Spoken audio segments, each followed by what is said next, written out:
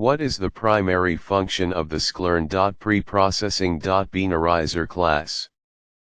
Converts categorical features to numerical using one-hot encoding. Scales features to a specified range, typically between 0 and 1. Transforms features into binary values 0 or 1 based on a threshold. Reduces the dimensionality of data by identifying and removing correlated features. Converts categorical features to numerical using one-hot encoding. This is incorrect. One-hot encoding is a different feature transformation technique used to convert categorical features into numerical representations. The binarizer class specifically focuses on binarizing numerical data, not categorical data. A converts categorical features to numerical using one-hot encoding. Scales features to a specified range, typically between 0 and 1. This is incorrect. Scaling features to a specific range is done by techniques like min-max scaler or standard scaler. Binarizer does not scale features, it converts them to binary values 0 or 1. B scales features to a specified range, typically between 0 and 1. Transforms features into binary values 0 or 1 based on a threshold. This is the correct answer. The binarizer class transforms numerical features into binary values 0 or 1 by applying a threshold. Values above the threshold are set to 1, and values below or equal to the threshold are set to 0. C transforms features into binary values 0 or 1 based on a threshold. Reduces the dimensionality of data by identifying and removing correlated features. This is incorrect. Dimensionality reduction is achieved by techniques like PCA principal component analysis or feature selection methods. The binarizer class does not perform dimensionality reduction, it transforms numerical data into binary values. D reduces the dimensionality of data by identifying and removing correlated features. Transforms features into binary values 0 or 1 based on a threshold. One-hot encoding. A technique for converting categorical features into a numerical representation using a binary vector. Each category is represented by a separate binary column, with a 1 indicating the presence of the category and 0 indicating its absence. Imagine you have a feature color with values red, green, and blue. One-hot encoding would create 3 new columns: color red, color green, color blue. A sample with color as red would have 1 in color red and 0 in color green and color blue. One-hot encoding. Standard scaler. A scaling technique that centers the data around 0 mean and unit variance standard deviation 1. This makes the data more compatible with algorithms that assume normally distributed data. Suppose you have a feature age with values ranging from 20 to 80. Applying standard scaler would transform these values so that they have a mean of 0 and a standard deviation of 1. Standard scaler. Min-max scaler. A scaling technique that rescales features to a specified range, usually between 0 and 1. This is useful for algorithms sensitive to feature ranges. If salary has values from 1000 to 10,000, min-max scaler would transform them to be within 0 and 1. A value of 5,000 would become 0.5. Min-max scaler. PCA principal component analysis. A dimensionality reduction technique that identifies and projects data onto principal components, which capture the most variance in the data. This can reduce the number of features while preserving the most important information. Let's say you have 10 features in your data. PCA might identify 3 principal components that explain 90 of the variance. You can then use these 3 components instead of the original 10 features, reducing dimensionality. PCA Principal Component Analysis. From sklearn. Preprocessing import binarizer. Create a binarizer object with a threshold of 3. Binarizer threshold 3. Sample data.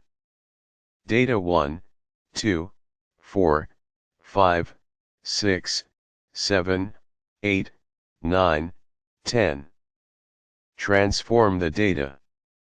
Binary data binarizer.fit transform data. Print binary data. This code demonstrates how to use the binarizer class in sklearn. It creates a binarizer object with a threshold of 3. Then, it applies the binarizer to a sample dataset, converting values above 3 to 1 and values below or equal to 3 to 0. 001, 111, 111. Python. From sklearn. Preprocessing import binarizer. Create a binarizer object with a threshold of 3. Binarizer threshold 3. Sample data. Data 1, 2, 4, 5, 6, 7, 8, 9, 10. Transform the data. Binary data binarizer.fit transform data. Print binary data. Which of the following statements accurately describes the sklearn.preprocessing.function transformer class? A function transformer enables applying custom functions to transform data within a pipeline. B. It facilitates transforming data using predefined sklearn transformers. C. It allows scaling data to a specific range. D. All of the above. A function transformer enables applying custom functions to transform data within a pipeline. A. Applying custom functions function transformer lets you define your own transformations using Python functions. This allows you to tailor data preprocessing to your specific needs, such as font style, font size 14 ps, font weight, bold, use case, feature engineering, font BR, creating new features based on existing ones. BR, transforming categorical variables into numerical representations. Correct. B. It facilitates transforming data using predefined sklearn transformers. B. Using existing transformers, you can leverage existing sklearn transformers like standard scalar, min-max scalar, etc. within function transformer. This simplifies incorporating predefined transformations within a pipeline. Font style, font size 14 ps, font weight, bold, use case, data normalization, font BR, applying standard scalar to normalize data before feeding it into a model. Correct. C. It allows scaling data to a specific range. C. Scaling data function transformer can be used for scaling data to a desired range. Font style, font size 14 ps, font weight, bold, use case, feature scaling, font BR, applying min-max scalar to scale features between 0 and 1. Correct. D. All of the above.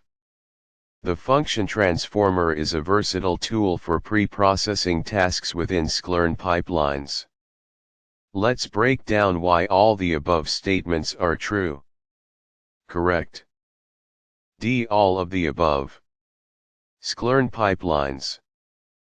Pipelines in sklearn are a powerful way to chain together multiple pre-processing steps and a final estimator like a machine learning model. This allows you to streamline your workflow, making it more organized and efficient. Sklearn transformers. Transformers in sklearn are classes that implement the fit and transform methods. These are designed to modify your data in a way that benefits your machine learning model. Examples include scaling transformers like standard scaler and min-max scaler, encoding transformers like one-hot encoder, and feature selection transformers like select k-best. Data preprocessing. Data preprocessing is the critical step of transforming your raw data into a format that is suitable for your machine learning model. This can involve tasks like handling missing values, cleaning outliers, encoding categorical variables, and scaling numerical features. Feature engineering. Feature engineering is the process of creating new features from existing ones to improve the performance of your machine learning model. This can involve combining features, calculating ratios, or extracting information from existing features. Feature scaling. Feature scaling is a type of data preprocessing technique where the numerical features in your dataset are scaled to a specific range. This can improve the performance of certain machine learning models, especially those that rely on distance metrics like k-nearest neighbors KNN or support vector machines SVM. Data normalization. Data normalization is a similar concept to feature scaling, but it aims to transform the data so that it has a mean of 0 and a standard deviation of 1. This is particularly useful for models that are sensitive to the scale of features, such as linear regression or neural networks. Which of the following statements best describe the functionality of scikit-learn's K-bins discretizer? A. It converts categorical features into numerical features. B. It transforms numerical features into categorical features by dividing them into equal width bins. C. It scales numerical features to a specified range. D. It handles missing values by replacing them with the mean or median of the feature. E. All of the above. A. It converts categorical features into numerical features. Incorrect. K-bins discretizer is specifically designed for handling numerical features. It doesn't convert categorical features into numerical ones. The process of converting categorical features into numerical features is typically handled by techniques like one-hot encoding or label encoding. B. It transforms numerical features into categorical features by dividing them into equal width bins. Correct. This is the core functionality of K-bins discretizer. It takes a numerical feature and divides its range into a predefined number of bins intervals of equal width. Each data point within the feature is then assigned a categorical label based on the bin it falls into. This transforms a continuous numerical feature into a categorical one. C. It scales numerical features to a specified range. Incorrect. Scaling numerical features to a specified range is a different preprocessing technique typically handled by methods like min-max scaler or standard scaler. K-bins discretizer focuses on binning and categorization, not on scaling. D. It handles missing values by replacing them with the mean or median of the feature. Incorrect. Missing value imputation is a separate preprocessing step that involves replacing missing values with estimates. K-bins discretizer doesn't have built-in functionality for handling missing values. You'd need to apply a separate imputation technique before using K-bins discretizer. E. All of the above. Incorrect. Since options A, C, and D are incorrect, E, which claims all options are correct, is also incorrect. B. The correct answer is B. K-bins discretizer's primary function is to transform numerical features into categorical features by dividing them into equal width bins. 1. Data preprocessing. Data preprocessing is a crucial step in machine learning that involves preparing your data for model training. This includes tasks like handling missing values, scaling features, transforming data types, and encoding categorical variables. 2. Categorical features. Categorical features represent data that can be grouped into distinct categories. Examples include color red, green, blue, gender male, female, or animal type dog, cat. 3. Numerical features. Numerical features represent data that is measured on a numerical scale. Examples include age, height, weight, or temperature. 4. K-bins discretizer. K-bins discretizer is a scikit-learn class that performs binning, converting continuous numerical features into categorical features by dividing the features range into bins of equal width. 5. Binning. Binning is the process of grouping continuous data into a smaller number of intervals bins to create categorical data. This can be useful for simplifying data, handling outliers, and improving model performance. 6. Equal width bins. In equal width binning, the width of each bin is the same, resulting in bins that span equal ranges of values. This is the default approach used by K-bins discretizer. 7. Decision trees. Decision trees are a type of machine learning model that can handle both categorical and numerical data. They work by creating a tree-like structure where each node represents a feature, and branches represent different values of the feature.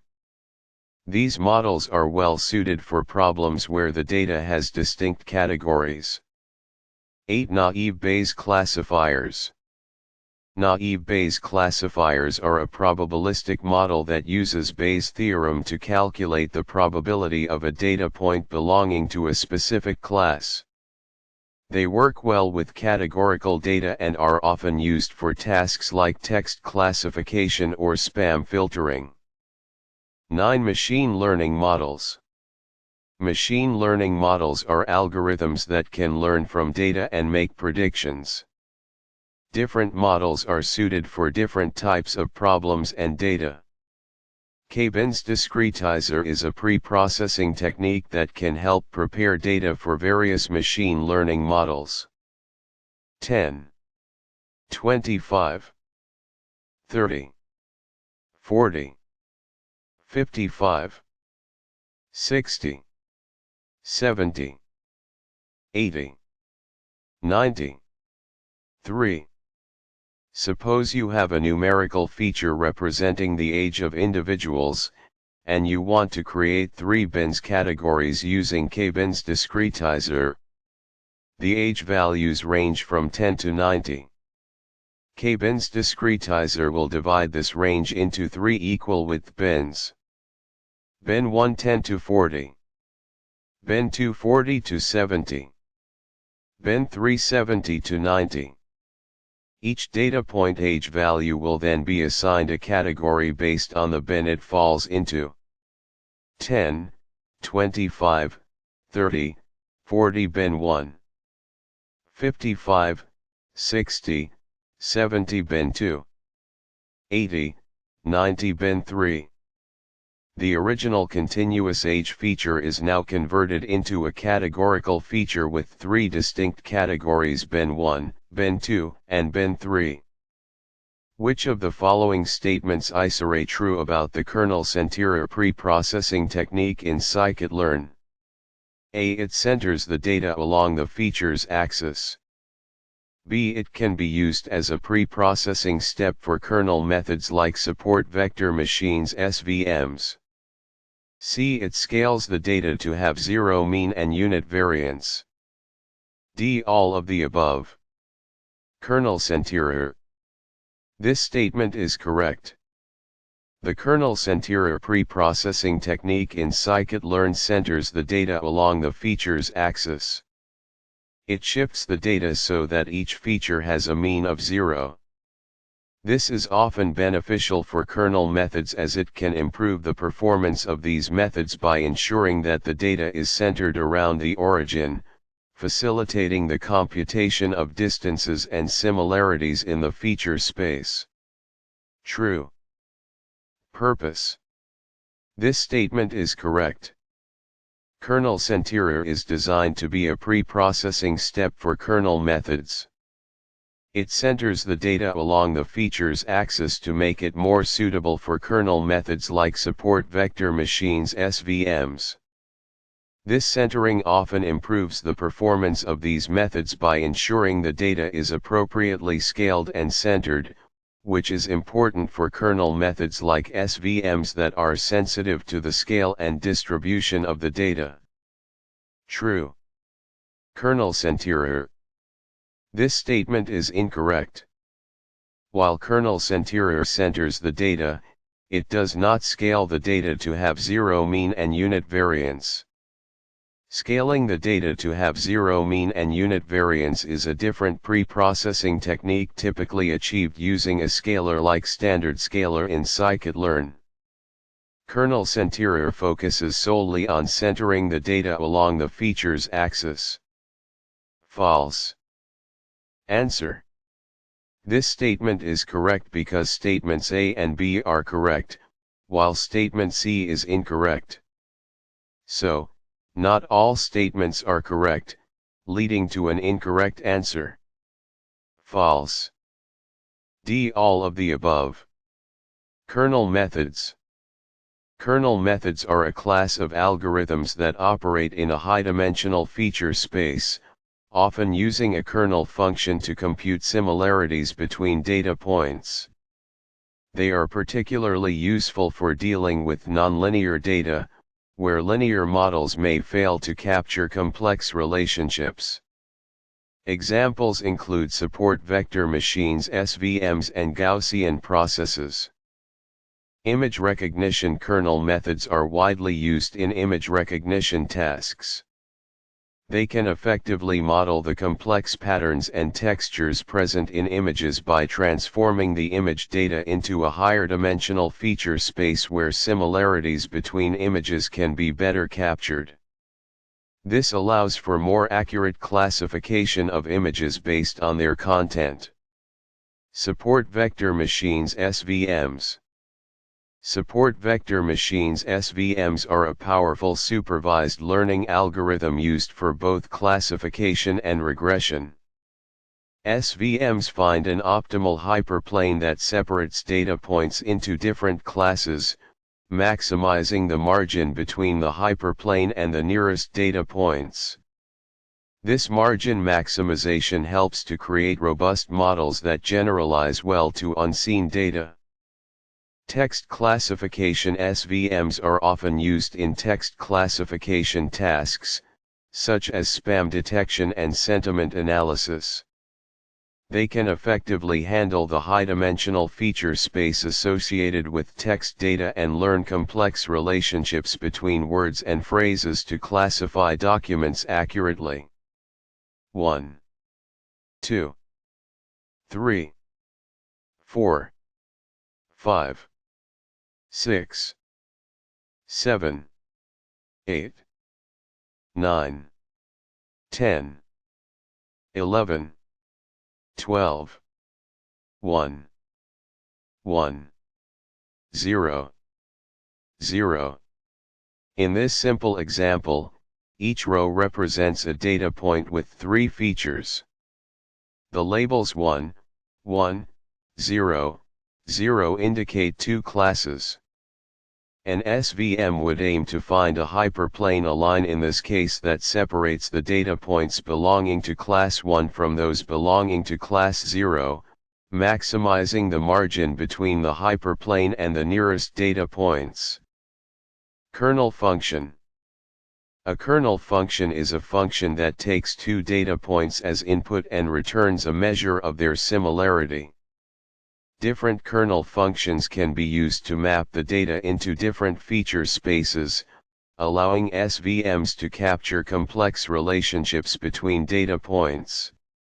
Nonlinear regression. In nonlinear regression problems, kernel methods can be used to model complex relationships between variables that are not linearly separable.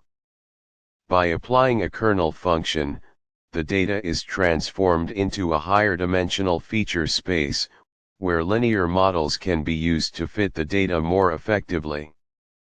1, 2, 2, 3, 3, 1, 4, 4.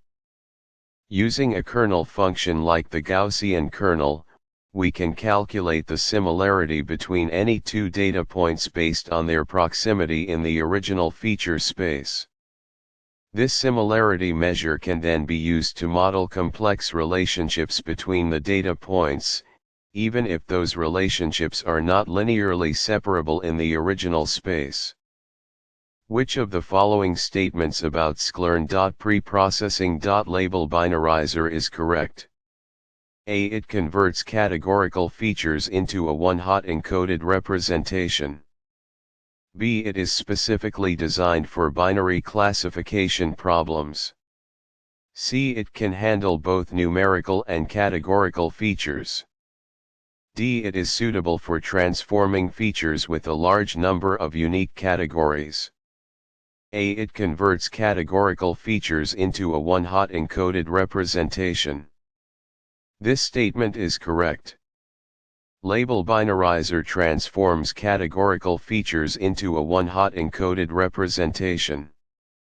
This means each unique category is converted into a separate binary feature, where a 1 indicates the presence of that category and a 0 indicates its absence. True.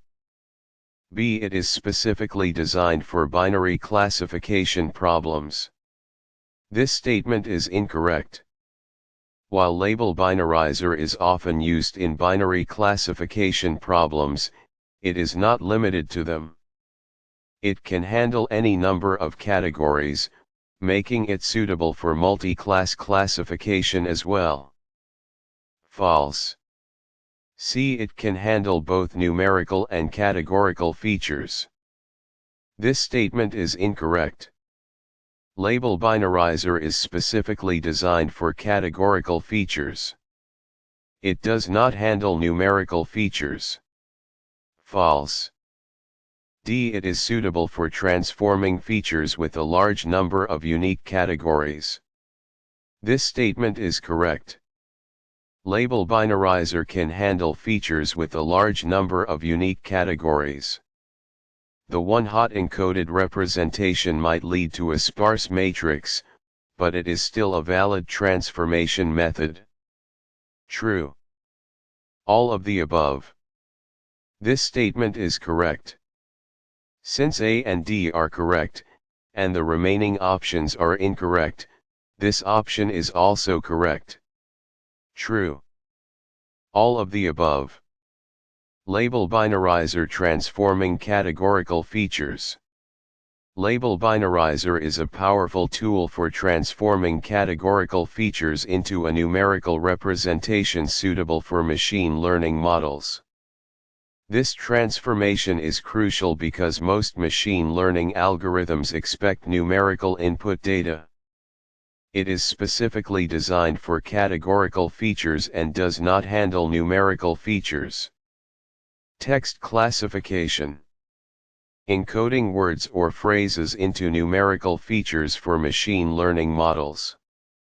For example, in a sentiment analysis task, you can use label binarizer to encode words like good, bad, amazing into numerical representations for training a sentiment classifier. Image recognition. Representing image categories as numerical features for image classification. For example, in a cat versus dog image classification task, you can use label binarizer to encode cat and dog categories into numerical features, allowing your model to learn patterns from these features. Customer segmentation. Classifying customers based on their demographics or purchasing behavior.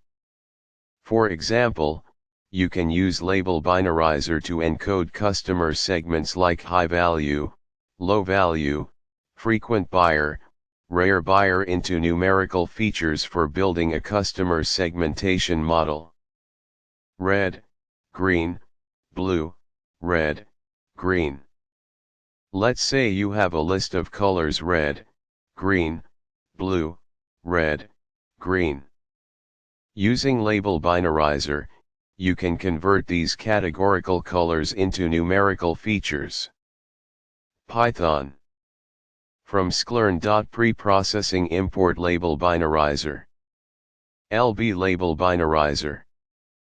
#filtered, green, blue. Printlb. Transform red, green, blue, red, green. The output will be 100, 010, 001, 100, 010. As you can see, each unique color red, green, blue is represented by a separate binary feature. For instance, red is encoded as 100, green as 010, and blue as 001. This numerical representation can be used to train a machine learning model that can classify colors or make predictions based on them. From sklearn. Preprocessing import label binarizer. LB label binarizer. #filtered, green, blue. Printlb. Transform red, green, blue, red, green. One-hot encoding. A technique for representing categorical features as binary vectors with a single one and the rest zeros. Label binarizer effectively performs one-hot encoding. Categorical features. Features that represent categories or groups, such as colors, genders, or product types. These features often need to be transformed into numerical data before using them in machine learning algorithms. Feature transformation. The process of converting features into a different representation suitable for machine learning models. Label binarizer is one example of a feature transformation technique. Machine learning models. Algorithms that learn patterns from data and make predictions or decisions. These models typically require numerical input data, making feature transformation methods like label binarizer essential. What does the label binarizer class in sklearn's preprocessing module achieve? A. It converts categorical features into a one-hot encoding representation. B. It scales numerical features to a specified range.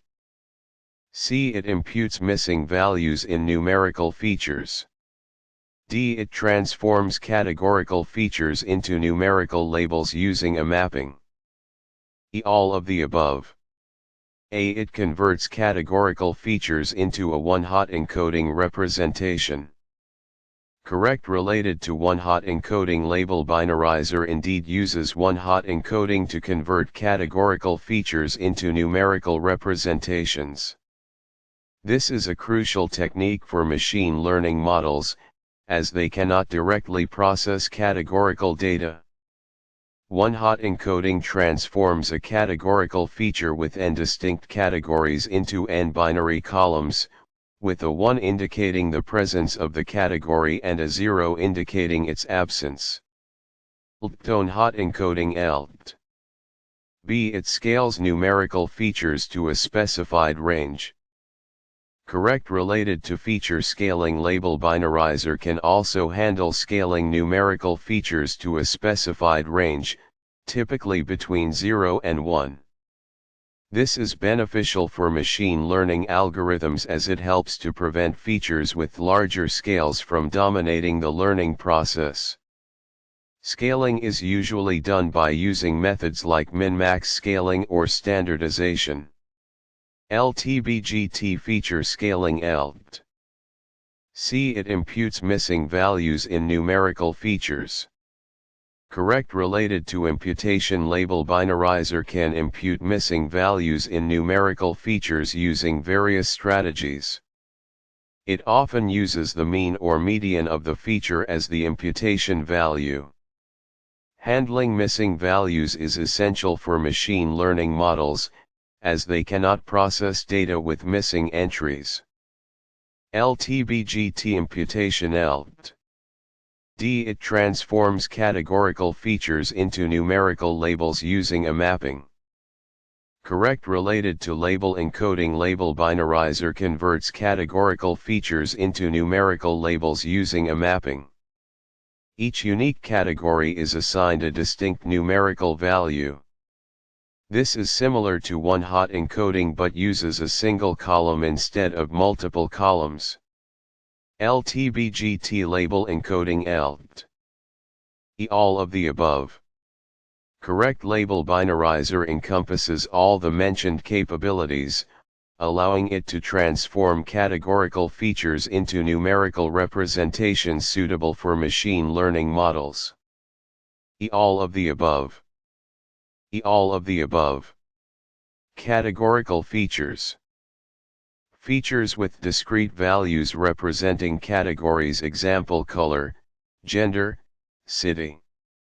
In a customer data set, gender male, female and marital status single, married, divorced are categorical features. One-hot encoding creates a binary column for each category, with a 1 indicating the presence of the category and a 0 indicating its absence. If color has categories red, blue, green, one-hot encoding creates 3 columns: color red, color blue, color green, with a 1 in the respective column for the color present. Feature scaling rescales numerical features to a common range, example 0 to 1, to improve model performance. If age ranges from 18 to 80, scaling to 0 to 1 using min-max scaling. Age 1880 to 18. Imputation fills in missing values in numerical features using strategies like mean or median. If income has missing values, using the mean imputation, the missing values are replaced with the average income of all existing income values. Label encoding assigns a unique numerical label to each distinct category. If city has categories New York, London, Paris, label encoding assigns New York 1, London 2, Paris 3. Predicting customer churn in a telecom company. Categorical features like customer segment gold, silver, bronze, and plan type basic, premium need to be transformed for machine learning.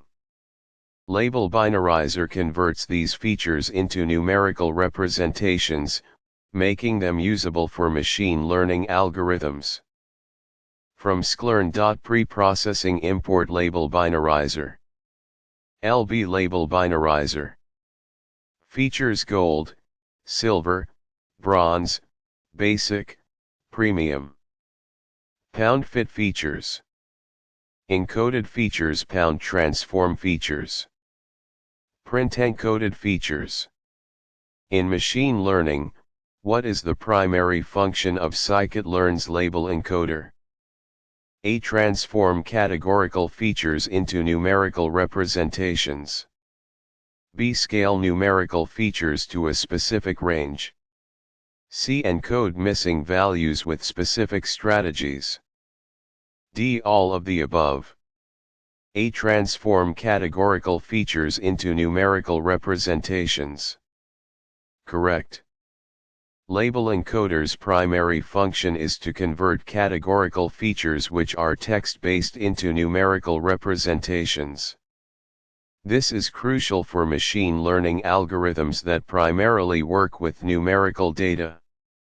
A. Transform categorical features into numerical representations. B. Scale numerical features to a specific range.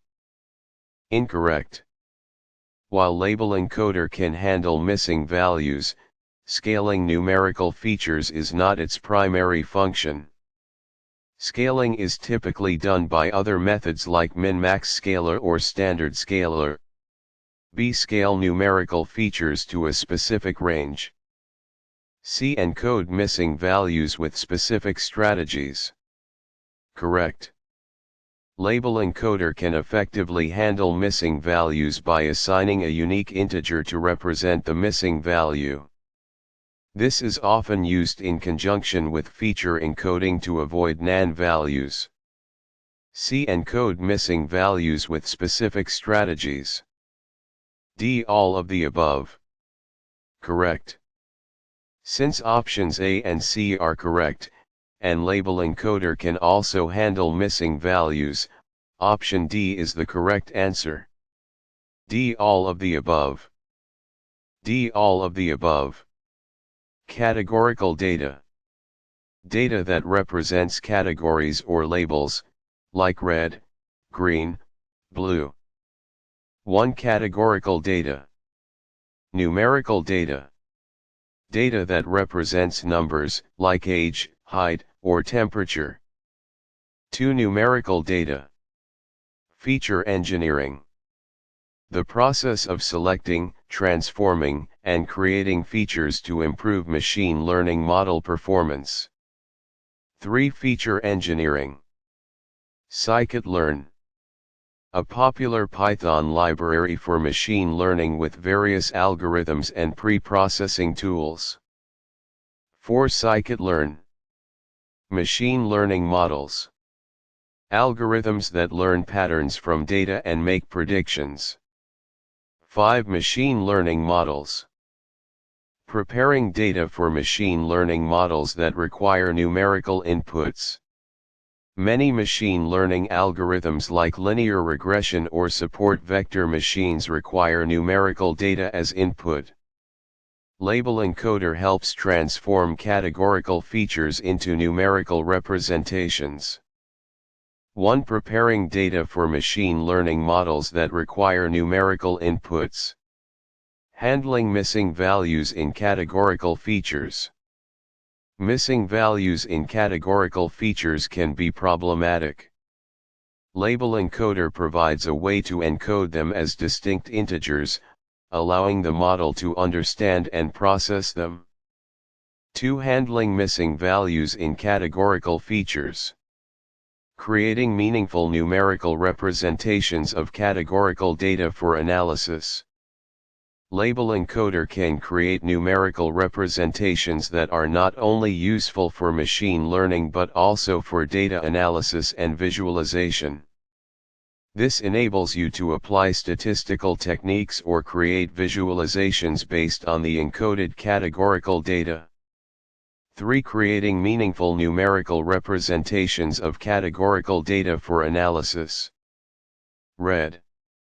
Small. 10. Green. Medium.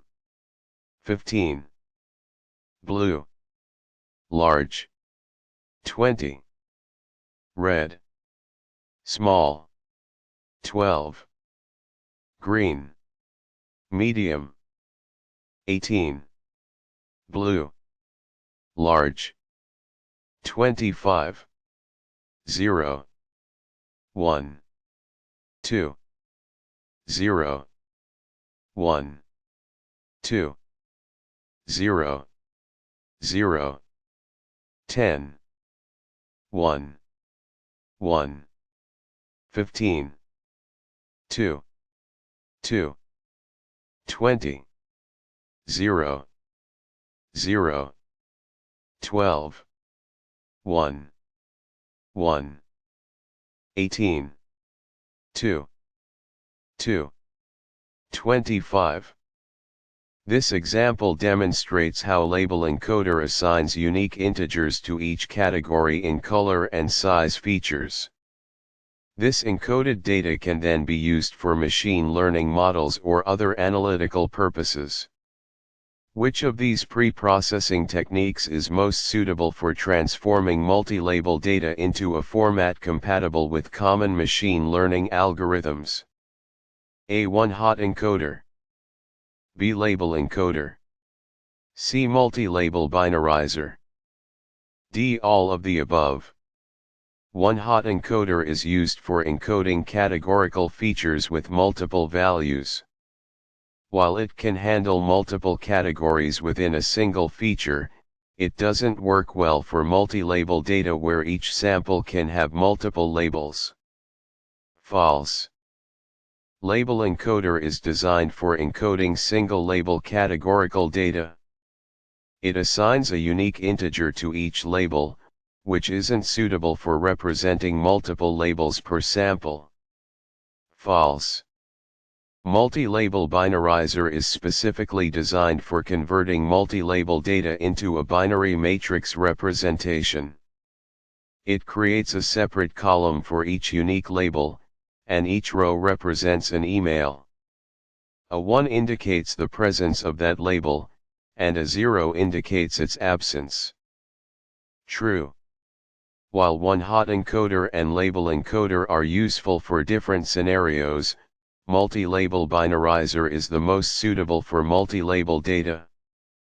Therefore, all of the above is incorrect. False.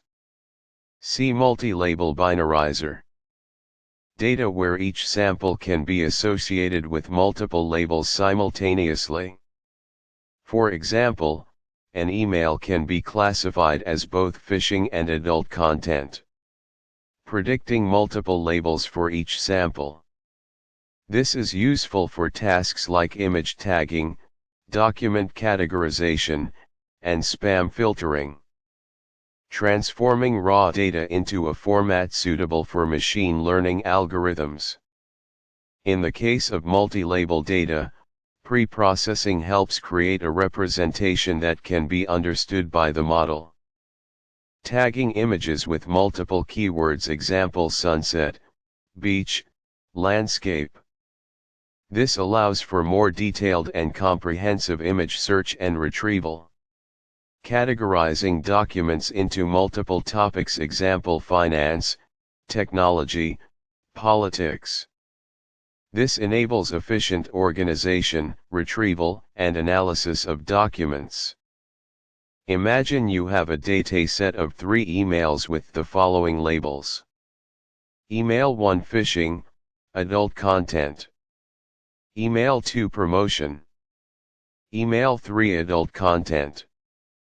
After applying multi-label binarizer, you'll get a binary matrix representation like this. Phishing adult content promotion 110 001 010. This matrix can be used directly by machine learning algorithms for classification. Which of the following statements accurately describes the max-ABS scalar in sklearn? Scales features by subtracting the mean and dividing by the standard deviation. Scales each feature to a range between 0 and 1. Scales features by dividing each value by the maximum absolute value of the feature.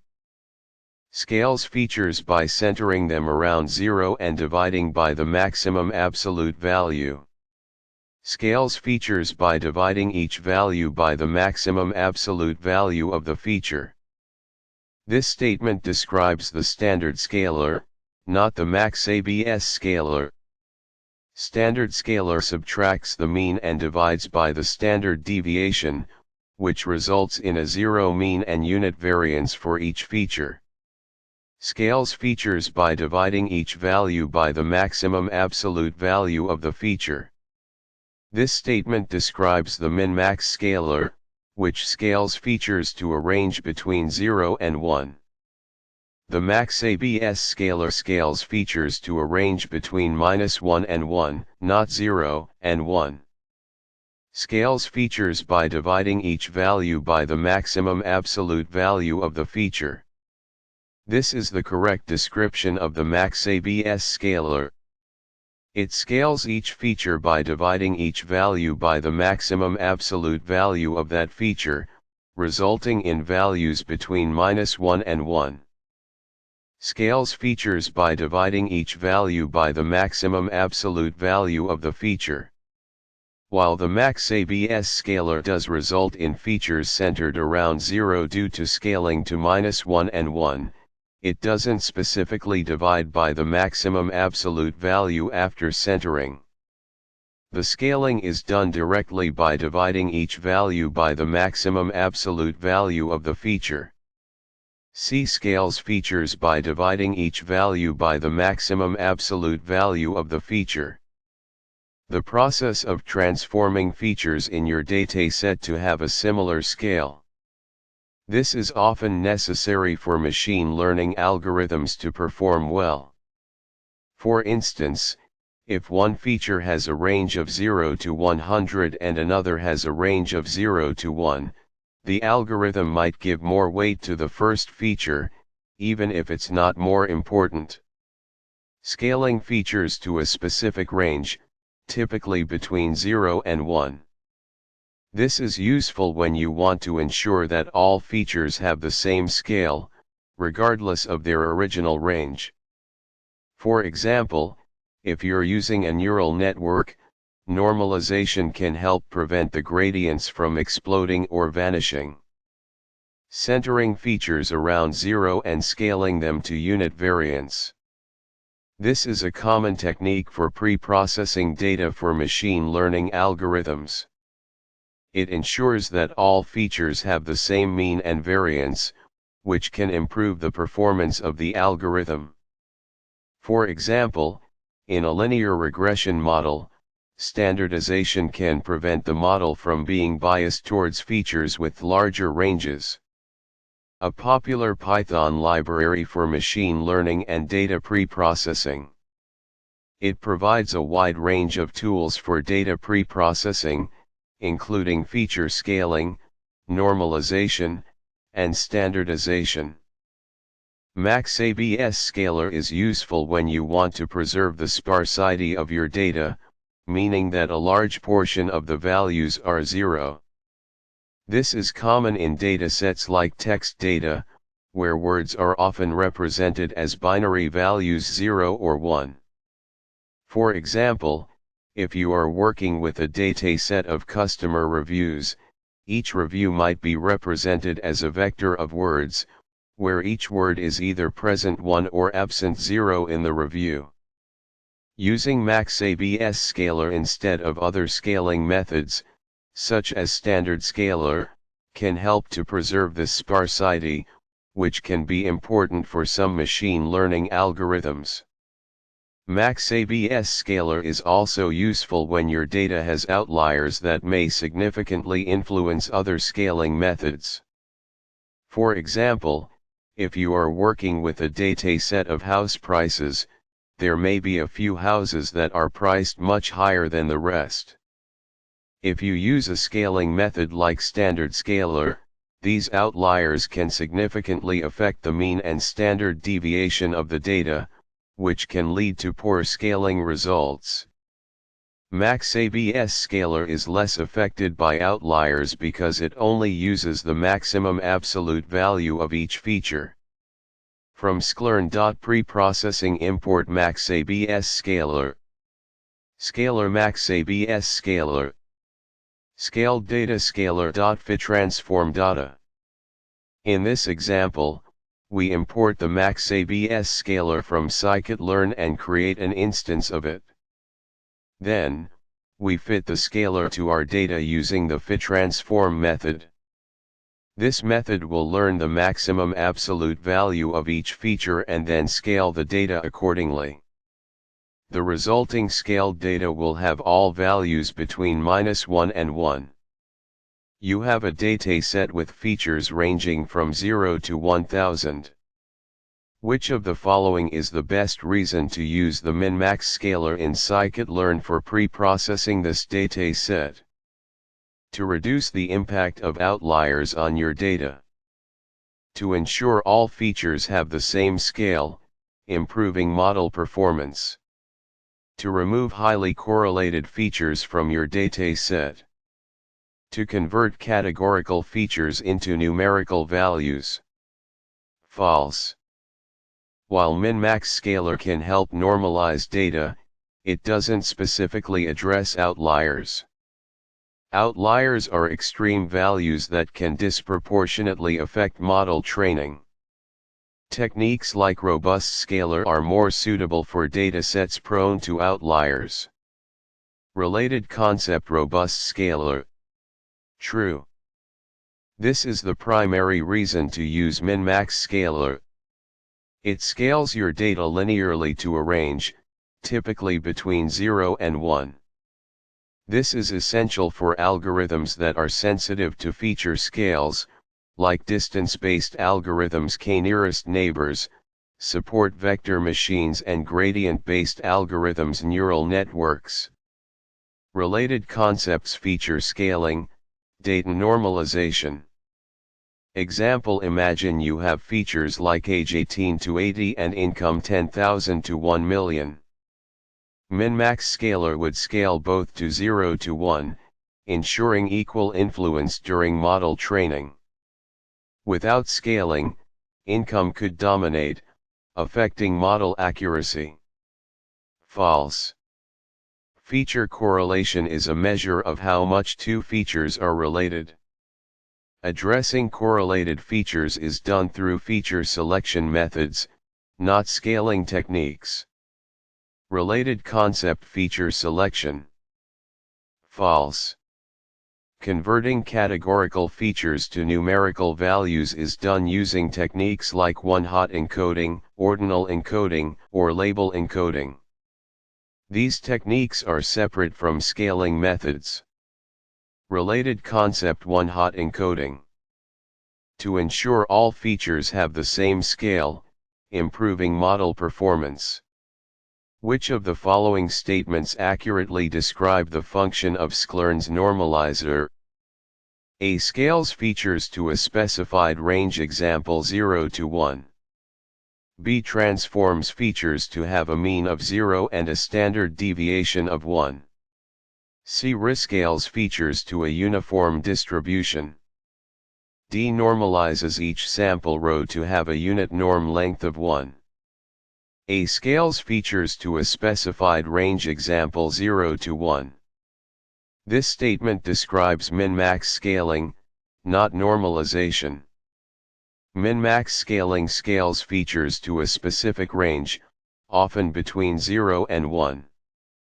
Normalization, on the other hand, focuses on scaling individual samples to have a unit norm. False. A. Font style quad font size 14 psquot scales features to a specified range, example 0 to 1. Font. B. Transforms features to have a mean of 0 and a standard deviation of 1. This statement describes standardization. Standardization transforms features to have a mean of 0 and a standard deviation of 1. Normalization differs by focusing on scaling individual samples to have a unit norm, not adjusting the mean and standard deviation of the entire feature. False. B. Font style quad font size 14 psquot transforms features to have a mean of 0 and a standard deviation of 1. Font. C. Rescales features to a uniform distribution. This statement doesn't accurately describe normalization. Rescaling features to a uniform distribution is a different technique not covered in the diagram, while normalization focuses on scaling samples to have a unit norm, not a specific distribution. False. C. Font style quad font size 14 psquot rescales features to a uniform distribution. Font. D. Normalizes each sample row to have a unit norm length of 1. This statement correctly describes the function of sklearn's normalizer. It scales each sample row in a dataset to have a unit norm length of 1, ensuring that all samples have the same magnitude. True. D. Font style quad font size 14 psquot normalizes each sample row to have a unit norm length of 1. Font D normalizes each sample row to have a unit norm length of 1. Normalizer, a preprocessing technique used to scale individual samples rows in a dataset to have a unit norm length of 1. Font style quad font size 14 psquot normalizer font unit norm. The length of a vector, calculated using the Euclidean norm square root of the sum of squared values. Font style quad font size 14 psquot unit norm font Euclidean norm. A common way to calculate the length or magnitude of a vector. Font style quad font size 14 psquot Euclidean norm font cosine similarity.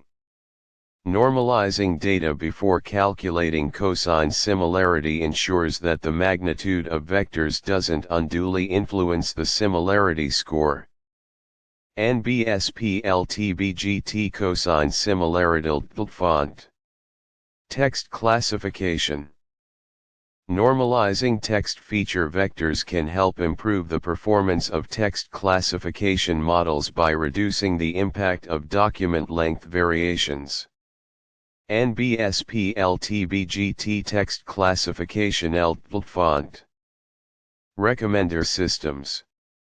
Normalizing user and item vectors can enhance recommendation accuracy by focusing on relative preferences rather than absolute values. NBSPLTBGT recommender systems load font image recognition. Normalizing image feature vectors can improve the robustness of image classification models to variations in lighting and image size.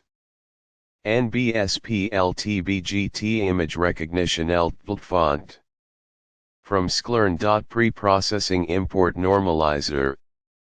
Normalizer normalized data normalizer. Fit transform data. The fit transform method learns the normalization parameters from the data and then applies them simultaneously. The norm parameter in normalizer can be adjusted to use different norms, example L1, L2, max. Feature scaling. Standardization. Vector norms 1, 2, 3, 4, 5, 6, 7, 8, 9. Let's say we have the above data. Normalizing each row sample to have a unit norm using the Euclidean norm default in sklearn's normalizer would involve the following steps. 1. Calculate the Euclidean norm of each row. Row 1 SQRT 12 22 32 SQRT 14. Row 2 SQRT 42 52 62 SQRT 77. Row 3 SQRT 72 82 92 SQRT 194. 2. Divide each element in each row by its respective norm. Row 1 1 SQRT 14, 2 SQRT 14, 3 SQRT 14. Row 2 4 SQRT 77, 5 SQRT 77, 6 SQRT 77. Row 3 7 SQRT 194, 8 SQRT 194, 9 SQRT 194.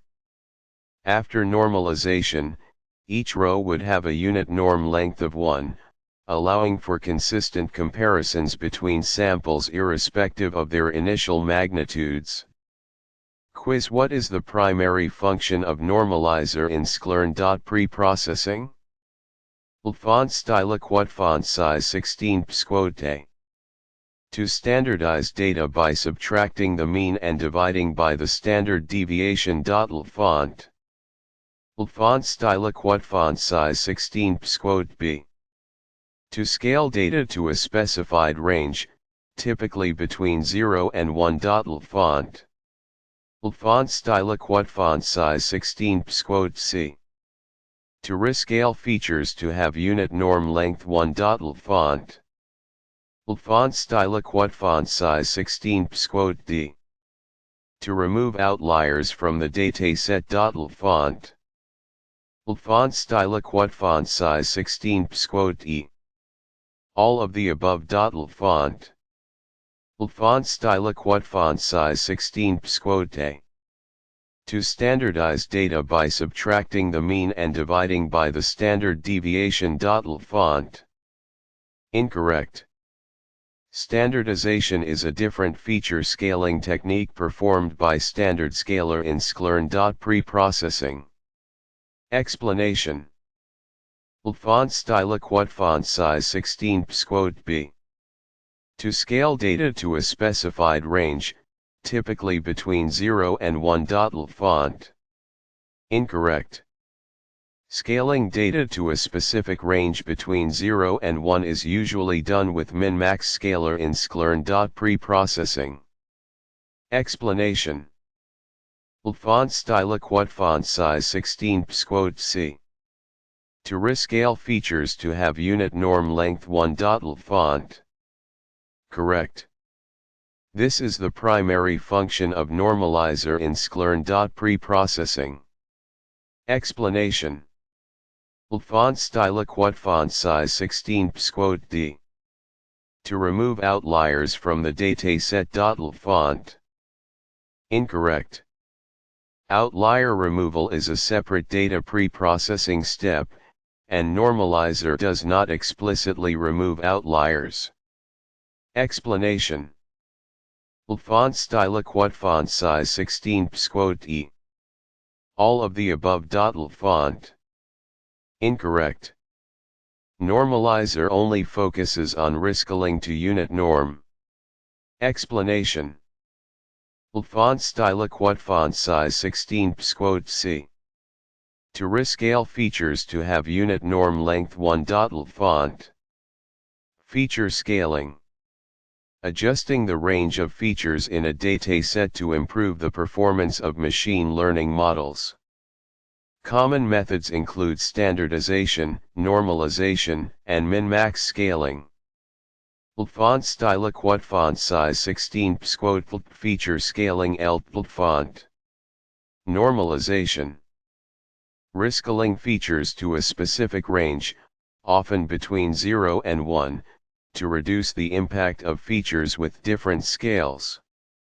Font style quad font size 16 psquot normalization font. Unit norm. The length magnitude of a feature vector is scaled to 1. This is achieved by dividing each element of the vector by its L2 norm, the square root of the sum of squared elements.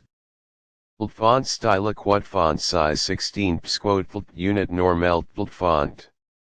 Cosine similarity. A measure of similarity between two vectors based on the angle between them. It is invariant to the magnitude of the vectors, making it suitable for comparing documents with varying lengths. Font style quad font size 16 psquot cosine similarity font. K-nearest neighbors KNN. A non-parametric lazy learning algorithm that classifies new data points based on the majority class of their k-nearest neighbors in the feature space. Normalizing the data can improve the accuracy of KNN by ensuring that distances are computed based on the direction of the feature vectors.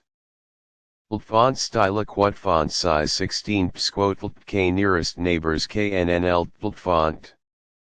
1, 2, 3, 4, 5, 6, 7, 8, 9. Let's say we have the data above. Applying normalizer to this data would result in each row being normalized to have a unit norm. Here's a simple example of how normalizer would work for the first row. 1. Calculate the L2 norm 12, 22, 32, 14. 2. Divide each element by the L2 norm 114, 214, 314. This process would be repeated for each row in the data. Text document classification. In natural language processing (NLP), document vectors often have varying lengths based on the number of words. Applying normalizer to these vectors ensures that the classifier focuses on the relative importance of words rather than the document size. Font style quote font size 16 quote text document classification. In natural language processing (NLP), document vectors often have varying lengths based on the number of words. Applying normalizer to these vectors ensures that the classifier focuses on the relative importance of words rather than the document size. Font. Image recognition. In image recognition, pixel values can have a wide range. Normalizing the image data can improve the performance of deep learning models by reducing the impact of differences in pixel intensity and enhancing the focus on the visual features. Font style quote font size 16 quote image recognition. In image recognition, pixel values can have a wide range. Normalizing the image data can improve the performance of deep learning models by reducing the impact of differences in pixel intensity and enhancing the focus on the visual features. Font. Which of the following statements is true about one-hot encoder in scikit-learn? A one-hot encoder converts categorical features into numerical features using a binary representation. B. One-hot encoder handles only ordinal categorical features, not nominal ones. C. One-hot encoder can be used to handle features with a large number of unique categories effectively. D. All of the above. A one-hot encoder converts categorical features into numerical features using a binary representation. True. This statement is true. One-hot encoder uses a binary representation to convert categorical features into numerical ones. For each unique category, it creates a separate column feature. A value of 1 in the column represents the presence of that category for a particular instance, while a 0 represents its absence. Example. Consider a feature called color with categories red, blue, and green. Before one-hot encoding. Color. Red. Green. Blue. After one-hot encoding. Red, blue, green. 100, 001, 010. B. One-hot encoder handles only ordinal categorical features, not nominal ones. True. This statement is true. One-hot encoder can handle both ordinal and nominal categorical features. It doesn't make any assumptions about the order of categories. It treats each unique category as a separate entity and creates a binary column for it, regardless of whether the categories have an inherent order or not. C. One-hot encoder can be used to handle features with a large number of unique categories effectively. True. This statement is true. While one-hot encoder can handle features with a large number of unique categories, it's important to be aware that it can lead to high-dimensional data. This could potentially result in computational challenges for the model, particularly in training and prediction phases. However, it's still a viable option for handling features with many unique categories if you're mindful of these potential issues. D. All of the above. True. This statement is true. All the statements above are correct. One-hot encoder is a versatile technique for handling categorical features and can be used in various scenarios. D. All of the above. Categorical features.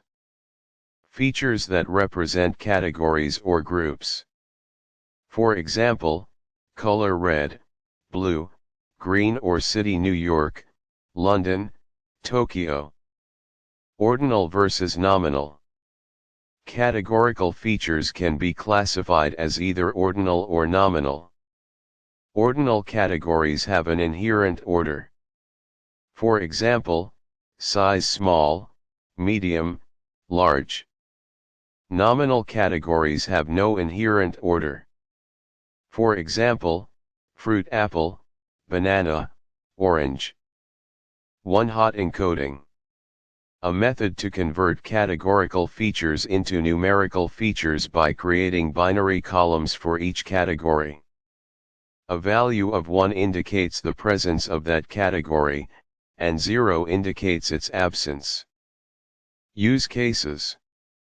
One-hot encoder has various use cases. Machine learning models. Most machine learning algorithms require numerical input data.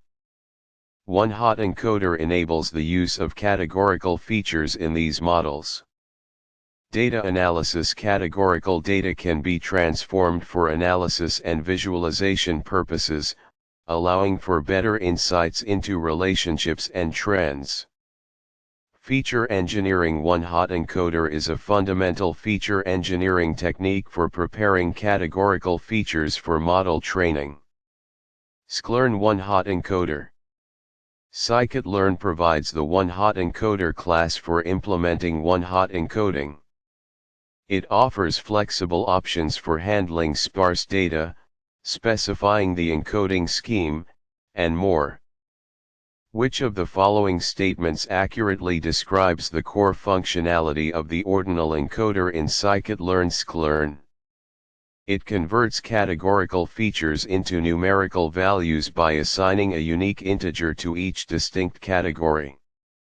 It replaces missing values in numerical features with the mean or median of the existing values. It scales numerical features to a specified range, typically 0 to 1. All of the above. The correct answer is A. True. Ordinal encoder is specifically designed to handle categorical features that have an inherent order or ranking. It transforms these categorical features into numerical representations that preserve this order. For example, if you have a feature representing clothing sizes S, M, L, XL, ordinal encoder would assign numerical values like 0, 1, 2, and 3, respectively, reflecting the size order. It replaces missing values in numerical features with the mean or median of the existing values. False. This functionality is typically associated with imputers like simple imputer in Scikit-learn, not ordinal encoder. Imputers handle missing values in numerical data. It scales numerical features to a specified range, typically 0 to 1. False. Scaling numerical features to a specific range is the function of scalars like min-max scalar or standard scalar in Scikit-learn. They normalize numerical data to a common scale. All of the above. False. This choice is incorrect as only the first statement accurately describes the functionality of ordinal encoder. The other statements are related to other data preprocessing techniques. It converts categorical features into numerical values by assigning a unique integer to each distinct category. Categorical features. Categorical features represent data that can be divided into distinct groups or categories, such as colors, genders, or types. Feature engineering.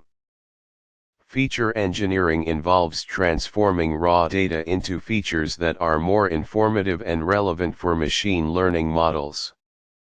It can include tasks like creating new features, encoding categorical data, and handling missing values. Data preprocessing. Data preprocessing is the crucial step of preparing your data for machine learning algorithms. It involves tasks such as cleaning, transforming, and scaling data to ensure its quality and suitability for model training. Machine learning model training. Many machine learning algorithms require numerical data as input. Ordinal encoder is commonly used to convert categorical features into numerical representations, making them suitable for training models such as linear regression, support vector machines, and decision trees. Data visualization. Ordinal encoder can help create meaningful visualizations by converting categorical data into numerical values that can be plotted on charts and graphs. This allows you to explore relationships between categorical variables and other data points. Data analysis. Ordinal encoder can facilitate data analysis by converting categorical data into a form that can be used for statistical calculations, such as calculating averages or conducting hypothesis testing. S. M. L. XL. S. M. L. XL. From sklearn. Preprocessing. Import ordinal encoder. Create ordinal encoder object. Encoder. Ordinal encoder. Fit the encoder to the clothing size data. Encoder.fithunt.array clothing sizes. Reshape 1, 1. Transform the data. Encoded size encoder.transform.array clothing sizes. Reshape 1, 1. Print encoded size 0, 1, 2, 3, 0, 1, 2, 3. This example demonstrates how ordinal encoder assigns numerical values to categorical clothing sizes, preserving the order S0, M1, L2, XL3. The encoded data can now be used in algorithms that expect numerical inputs. Font style. What font size 14 ps? Question. Which of the following is a core functionality of scikit-learn's polynomial features? Font. Font style. What font size 12 ps? Transforming data into a higher order polynomial spatial font. Font style. What font size 12 ps? B. Performing feature scaling on numerical data. Font. Font style. What font size 12 ps? C. Encoding categorical features into numerical values. Font. Font style. What font size 12 ps? D. All of the above. Font. Font style. What font size 12 ps? The correct answer is A. Polynomial features in scikit-learn is designed to transform your dataset by adding polynomial terms to the existing features.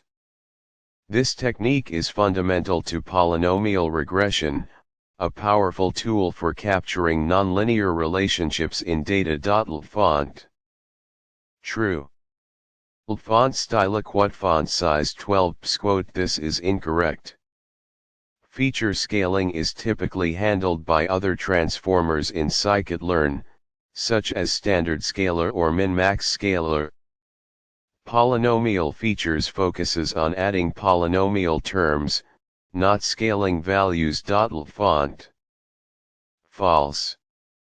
Font style. What font size 12 ps? This is also incorrect. Encoding categorical features is a different pre-processing step usually done using techniques like one-hot encoder or label encoder. Polynomial features does not handle categorical encoding. Font. False. Font style quote font size 12 quote This is incorrect because only option A is the core functionality of polynomial features. Options B and C are handled by other transformers. Font false. A transforming data into a higher order polynomial space. Font style quote font size 12 quote polynomial regression font. Font style quote font size 12 quote feature engineering font. Font style quote font size 12 quote model complexity font. Font style quote font size 12 quote 1.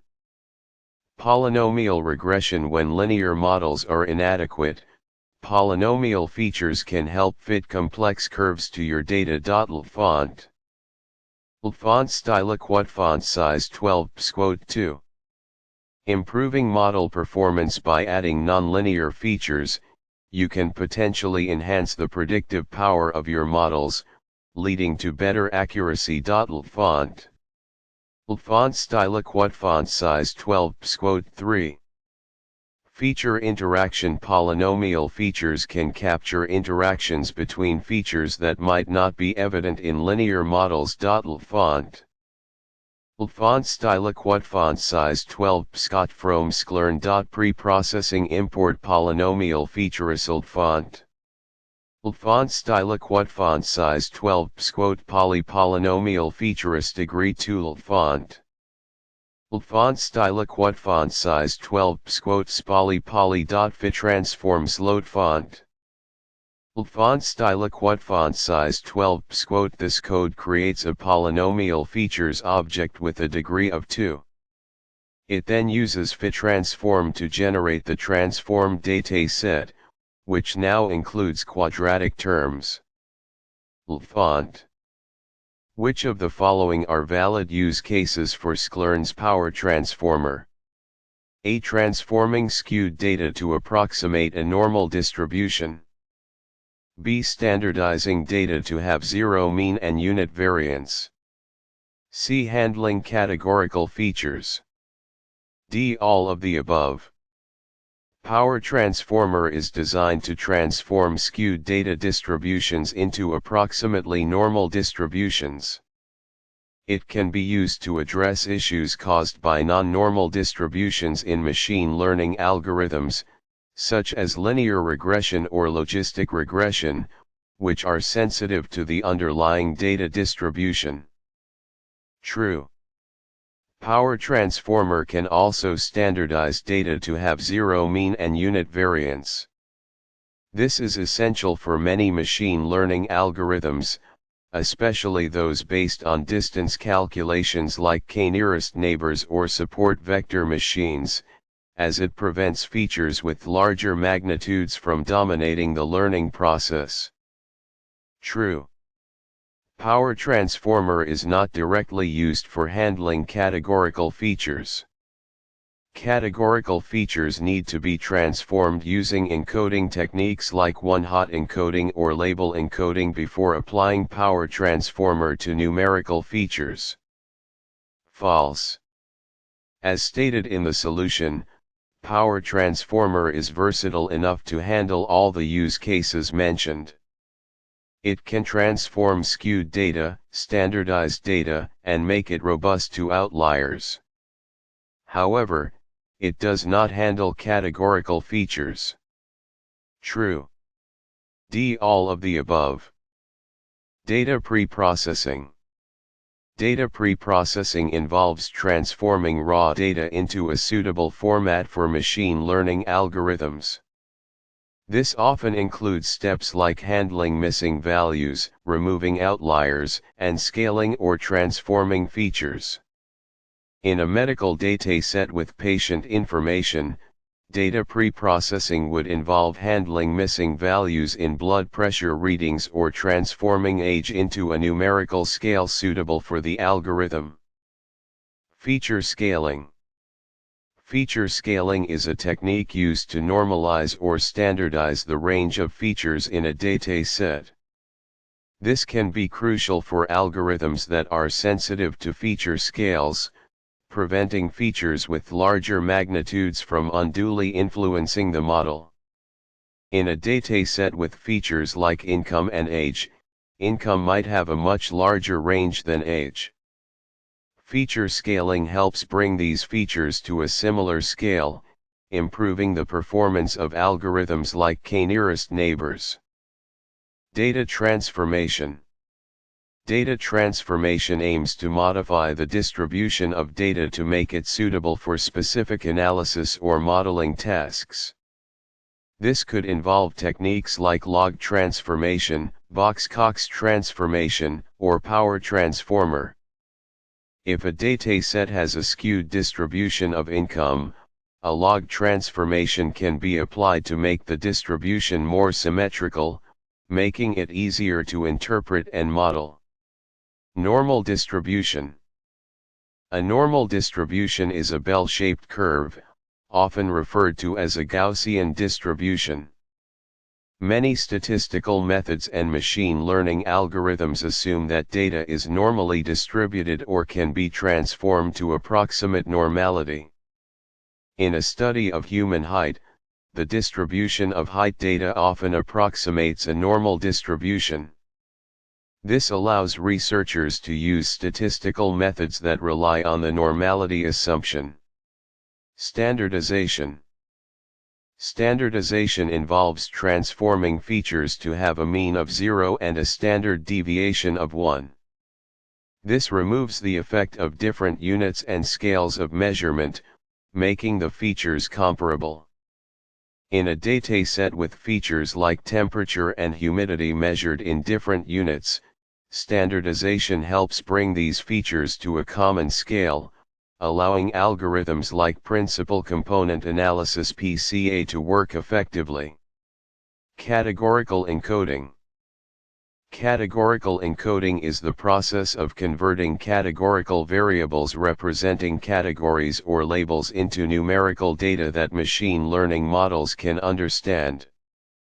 Techniques include one-hot encoding, label encoding, or ordinal encoding.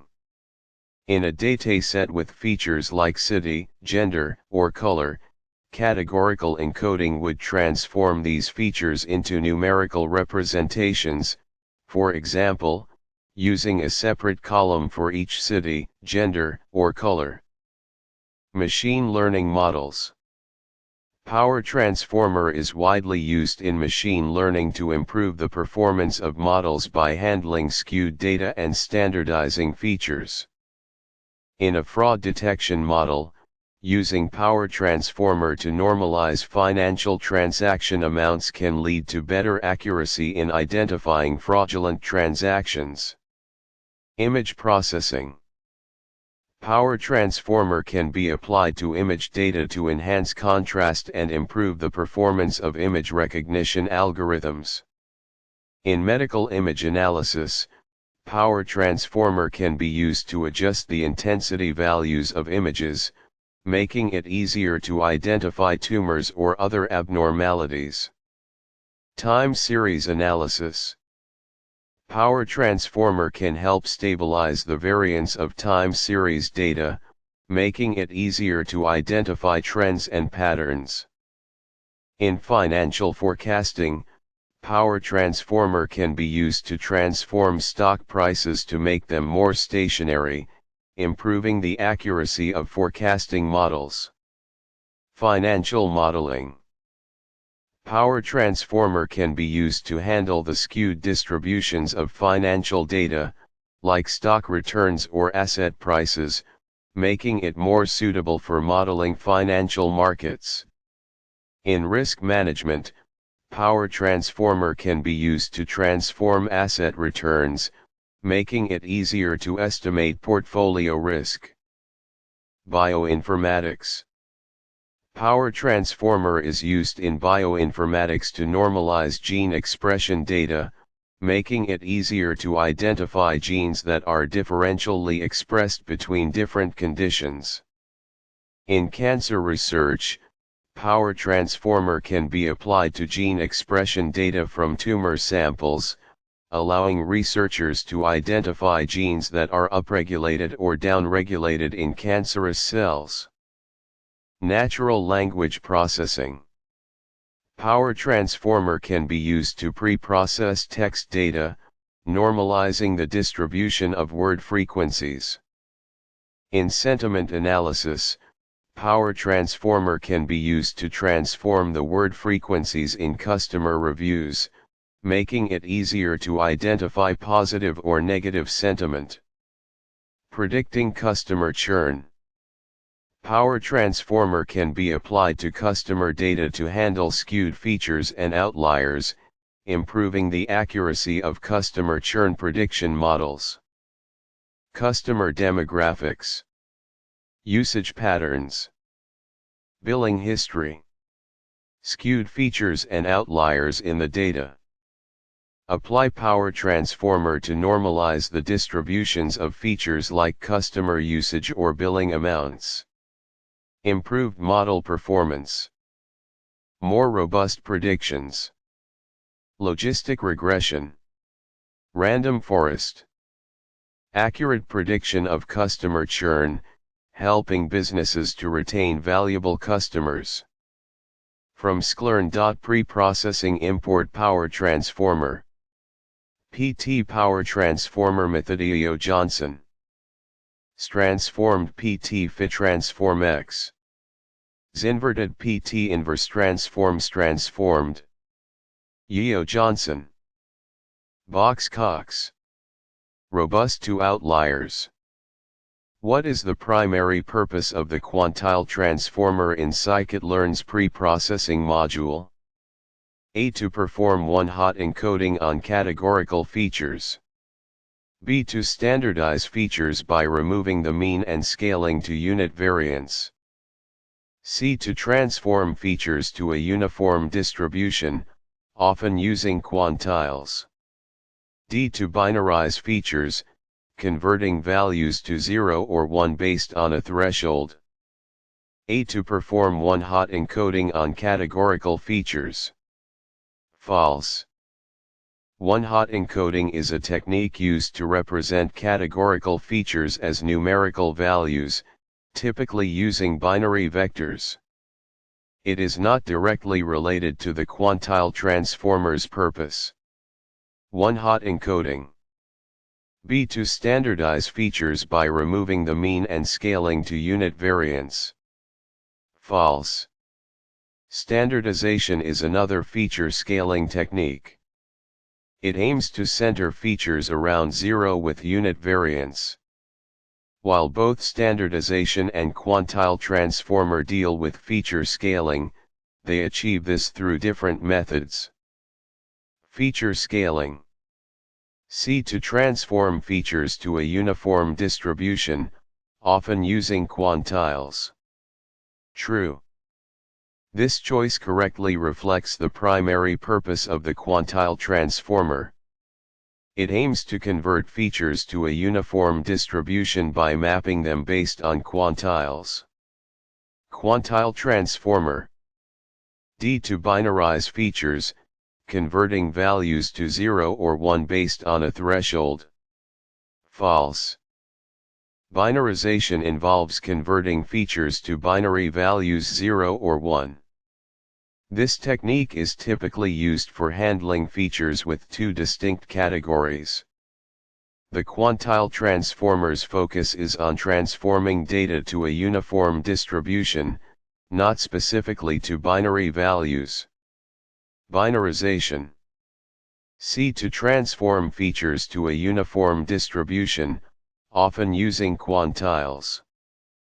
1. LTBGT handling skewed data. Quantile transformer helps in addressing data with skewed distributions, improving the performance of algorithms sensitive to such imbalances. Skewed distribution.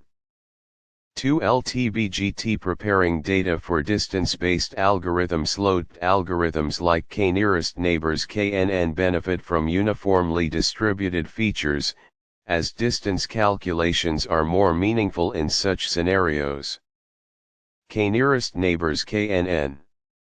3. LTBGT improving model generalizability by transforming data to a more uniform distribution. Quantile transformer can enhance the generalization capability of models, making them less susceptible to outliers and extreme values. Generalization. Data preprocessing. Preparing data for machine learning algorithms. It includes steps like feature scaling, handling missing values, and encoding categorical features. Feature scaling. Transforming features to a common scale, often by standardizing or normalizing. Quantiles. Values that divide a dataset into equal portions. The 25th quantile represents the value below which 25 of the data lies. Uniform distribution. A distribution where all values have an equal probability of occurring. This is often desirable for machine learning algorithms. Skewed distribution. A distribution where the data is not evenly spread out. This can negatively impact some machine learning algorithms. Outliers. Data points that are significantly different from other data points. Outliers can affect model training and performance. K-nearest neighbors KNN. A classification or regression algorithm that uses the distances between data points to make predictions. Generalization. The ability of a model to perform well on unseen data. Scikit-learn sklearn. A popular Python library for machine learning. It provides tools for data preprocessing, model training, and evaluation. Preprocessing module. A module in scikit-learn that provides functions for data preprocessing tasks. Quantile transformer. A class in the sklearn preprocessing module for performing quantile-based feature transformation. FitTransform. Method used to fit the transformer to the data and apply the transformation. One-hot encoding. A technique used to represent categorical features as numerical values, typically using binary vectors. Binarization. Involves converting features to binary values 0 or 1. This technique is typically used for handling features with two distinct categories. You're working with a dataset containing house prices. There are a few properties with extremely high prices, skewing the distribution. Which of the following statements is true about the robust scalar in this scenario? Robust scalar is not suitable for handling outliers, as it uses the mean and standard deviation. Robust scalar uses the median and interquartile range IQR, making it resistant to outliers. Robust scalar is more sensitive to outliers compared to standard scalar. Robust scalar is ideal for datasets with normally distributed features. Robust scalar is not suitable for handling outliers, as it uses the mean and standard deviation. This statement is incorrect. The robust scalar doesn't rely on the mean and standard deviation. Instead, it utilizes the median and interquartile range IQR, which are less susceptible to the influence of extreme values. Robust scalar uses the median and interquartile range IQR, making it resistant to outliers. Robust scalar uses the median and interquartile range IQR, making it resistant to outliers. This statement is correct. The robust scalar leverages the median and IQR, which are robust measures, to normalize the data, making it resilient to the influence of outliers. Robust scalar uses the median and interquartile range IQR, making it resistant to outliers. Robust scalar is more sensitive to outliers compared to standard scalar. This statement is incorrect. The robust scaler is designed to be less sensitive to outliers than the standard scaler, which uses the mean and standard deviation, making it susceptible to extreme values. The robust scaler stands out by employing the median and the interquartile range IQR for normalization. These measures are less affected by extreme values, providing a more stable scaling even in the presence of outliers. Robust scaler is ideal for datasets with normally distributed features. This statement is not necessarily incorrect, but it's not the primary reason for choosing robust scaler. While robust scaler can handle normally distributed data, its strength lies in its ability to deal with outliers, regardless of the underlying distribution. The robust scaler stands out by employing the median and the interquartile range IQR for normalization. These measures are less affected by extreme values, providing a more stable scaling even in the presence of outliers. Robust scaler uses the median and interquartile range IQR, making it resistant to outliers. Robust scaler, a preprocessing technique in sklearn that scales data using the median and interquartile range IQR, making it resistant to outliers. Imagine a dataset of house prices with a few properties with extremely high prices. Using the robust scaler, we would normalize the prices by considering the median price and the range of prices within the middle 50 IQR. This would prevent the extreme prices from disproportionately influencing the scaling process. The robust scaler stands out by employing the median and the interquartile range IQR for normalization. These measures are less affected by extreme values, providing a more stable scaling even in the presence of outliers. Median. The middle value in a sorted dataset. It is less sensitive to outliers than the mean, which can be heavily influenced by extreme values.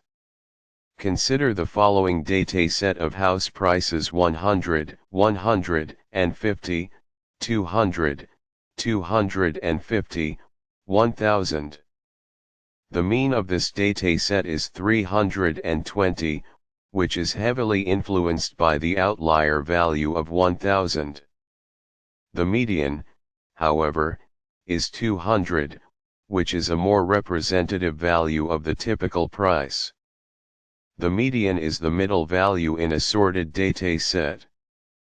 It is less sensitive to outliers than the mean, which can be heavily influenced by extreme values. Interquartile range IQR. The range between the first quartile 25th percentile and the third quartile 75th percentile. It represents the middle 50 of the data, making it less susceptible to outliers. For the house price dataset above, the IQR would be calculated as follows: the 25th percentile is 150, and the 75th percentile is 250. Therefore, the IQR is 250 to 150 100. The IQR is a measure of the spread of the data, excluding the extreme values. The IQR is the range between the first quartile 25th percentile and the third quartile 75th percentile. It represents the middle 50 of the data, making it less susceptible to outliers. Outliers. Data points that are significantly different from other data points in a dataset. They can skew the results of statistical analysis, making it important to handle them appropriately. In our house price dataset, the property with a price of 1000 is considered an outlier because it is significantly higher than the other prices. Outliers can be caused by errors in data collection, unusual events, or simply the nature of the data. Financial datasets often exhibit outliers due to large transactions or sudden market fluctuations. Robust sklearn is a valuable tool to ensure that these outliers don't unduly influence the scaling process, leading to more accurate modeling and analysis. What is the purpose of the spline transformer in sklearn preprocessing? A. It converts categorical features into numerical ones. B. It scales features to a specific range. C. It transforms features by fitting a spline function to them. D. It removes highly correlated features. Incorrect. This is the role of techniques like one-hot encoding or label encoding, not spline transformer. A. It converts categorical features into numerical ones. Incorrect. Scaling features to a specific range is handled by transformers like min-max scaler or standard scaler. B. It scales features to a specific range. Correct. Spline transformer fits a spline function to the features, allowing for flexible transformations to capture nonlinear relationships in the data. C. It transforms features by fitting a spline function to them. Incorrect. Feature selection techniques like variance threshold or select k-best are used for removing highly correlated features. D. It removes highly correlated features. C. Piecewise polynomials used for smooth interpolation. They are defined by segments that connect smoothly at specific points called knots. Spline functions piecewise polynomials used for smooth interpolation. Points where spline segments connect. The placement and number of knots influence the flexibility of the spline. Knots points where spline segments connect. The polynomial order used in each segment of the spline. A higher degree allows for more complex curves but can lead to overfitting. Degree of spline polynomial order used in each segment. Spline transformer introduces nonlinearity into feature transformations, making models more flexible to capture complex relationships in the data. Nonlinear transformations. Spline transformer introduces nonlinearity, making models more flexible. A class in the scikit-learn library sklearn that implements the spline transformer for spline-based feature transformations. sklearn.preprocessing.spline transformer class in sklearn for spline-based feature transformations. The process of creating new features from existing ones to improve the performance of machine learning models. Spline transformer can be used for feature engineering by creating nonlinear transformations of features. Feature engineering, creating new features to improve model performance. Algorithms used for prediction and analysis in machine learning. Feature transformations like those provided by spline transformer can enhance the performance of various machine learning models. Machine learning models. Algorithms used for prediction and analysis. Modeling nonlinear relationships when working with data that exhibits complex patterns. Spline transformer can effectively capture these relationships by fitting a flexible spline function to the features. Modeling nonlinear relationships when dealing with data exhibiting complex patterns. Spline transformer can capture these relationships effectively. Feature engineering. Spline transformer can generate new features based on existing ones by transforming them using spline functions. These new features might contain more informative patterns that improve the performance of machine learning models. Feature engineering. Spline transformer can create new, potentially more informative features from existing ones, improving the performance of machine learning models. 1, 2, 3, 4, 5, 2, 5, 7, 10, 12. Suppose we have a dataset with X as the input feature and Y as the target variable. We can use spline transformer to transform the X feature.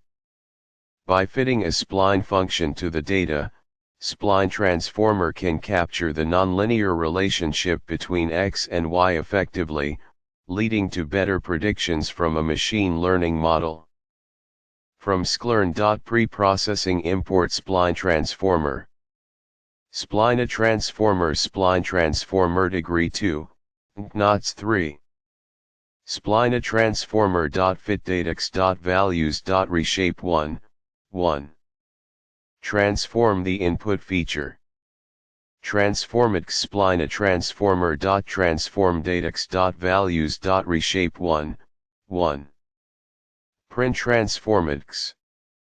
What is the primary purpose of the standard scaler in scikit-learn sklearn preprocessing? A. Scale data to a specified range, typically between 0 and 1. B. Normalize data to unit variance. C. Remove outliers from the data. D. All of the above. While standard scaler can indirectly influence the range, its primary function is not to scale data to a specific range. Standard scaler aims to center the data to 0 mean and unit variance. False. Standard scaler normalizes data to unit variance by subtracting the mean and dividing by the standard deviation. This ensures that each feature has a variance of 1. True. Standard scaler doesn't directly remove outliers. Outlier removal is a separate preprocessing step. Standard scaler focuses on scaling and standardizing data. False. Standard scaler doesn't aim to scale data to a specific range and doesn't directly remove outliers. Its primary purpose is to normalize data to unit variance. False. B. Normalize data to unit variance. Data scaling. Data scaling involves adjusting the range and distribution of data. It's a crucial step in machine learning, as it can significantly impact the performance of models. In image processing, scaling pixel values between 0 and 1 is common. In financial data analysis, scaling features like stock prices to prevent dominance of features with larger magnitudes. Mean and standard deviation. Mean represents the average value of a data set, while standard deviation measures the spread or dispersion of data around a mean. In a stock market analysis, you can calculate the average stock price mean and its volatility standard deviation to understand price trends. Feature scaling. Scaling features to a common range or distribution can improve model performance by preventing features with larger magnitudes from dominating the learning process. Normalization. Normalization typically scales data to a range between 0 and 1. Different normalization methods exist, like min-max scaling and z-score normalization. Standardization. Standardization centers data to 0 mean and unit variance. This transformation ensures that features have the same scale and distribution. Outlier detection. Detecting outliers in data is important to prevent them from influencing the training process. Techniques like z-score and IQR can be used for outlier detection. Data preprocessing. Preparing data before feeding it to machine learning models is crucial. This includes tasks like cleaning, scaling, transforming, and encoding data. Machine learning algorithms. Many machine learning algorithms, especially distance-based algorithms like KNN and clustering, are sensitive to feature scaling. Scaling data is often essential for optimal performance. What is the primary use of the target encoder in scikit-learn preprocessing? To handle missing values in categorical features. To transform categorical features into numerical features while preserving the target variable's information. To normalize numerical features within a specific range. To create new features from existing categorical features. All of the above. To handle missing values in categorical features. False. While target encoder can be used in conjunction with other preprocessing techniques to handle missing values, its primary function is not specifically focused on addressing missing data. Techniques like simple imputer or KNN imputer are better suited for handling missing values in categorical features. To transform categorical features into numerical features while preserving the target variable's information. True. This is the core function of target encoder. It replaces categorical values with the mean or other statistics of the target variable associated with those categories. This transformation helps machine learning algorithms work effectively with categorical data while maintaining the relationship with the target variable. To normalize numerical features within a specific range. False. Normalization of numerical features is typically handled by other preprocessing techniques like min-max scaler or standard scaler. Target encoder is not designed for this purpose. To create new features from existing categorical features. False. While target encoder indirectly helps create more informative features by converting categorical data to numerical, its primary purpose is not feature creation. Techniques like one-hot encoder or feature hasher are more directly involved in feature creation. All of the above. False. As explained above, target encoder focuses primarily on transforming categorical features while retaining target variable information, making it incorrect to say it handles all the listed options. B. Features that represent categories or groups, such as color, city, or product type. Features that represent quantifiable values, such as age, price, or temperature. The process of transforming raw data into features that are more informative and relevant for machine learning models. The variable that the machine learning model aims to predict. For example, in a customer churn prediction model, churn would be the target variable. A popular Python library for machine learning and data science, providing tools for pre-processing, model building, and evaluation. The process of preparing data for machine learning models by handling missing values, scaling features, and converting data types. This step is crucial for improving model performance and preventing issues related to different scales and formats of data.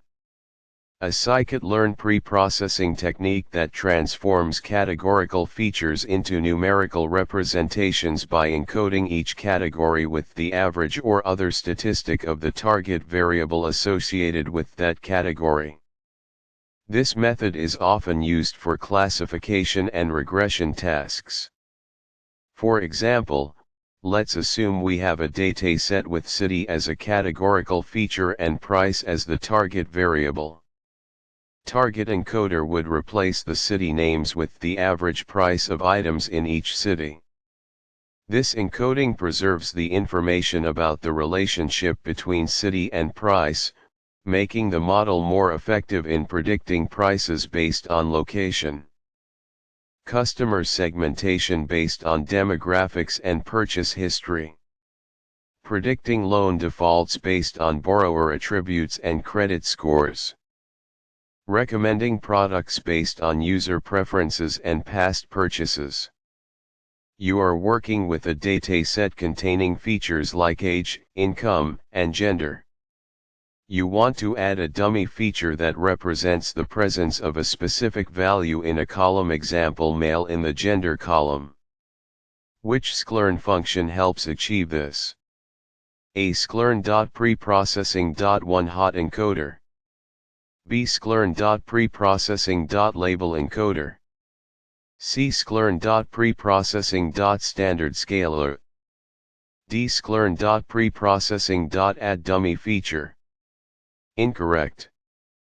One hot encoder is used to convert categorical features with multiple categories into multiple binary features. It wouldn't directly add a single dummy feature for a specific value. Incorrect. Label encoder assigns numerical labels to categorical values. It doesn't create dummy features.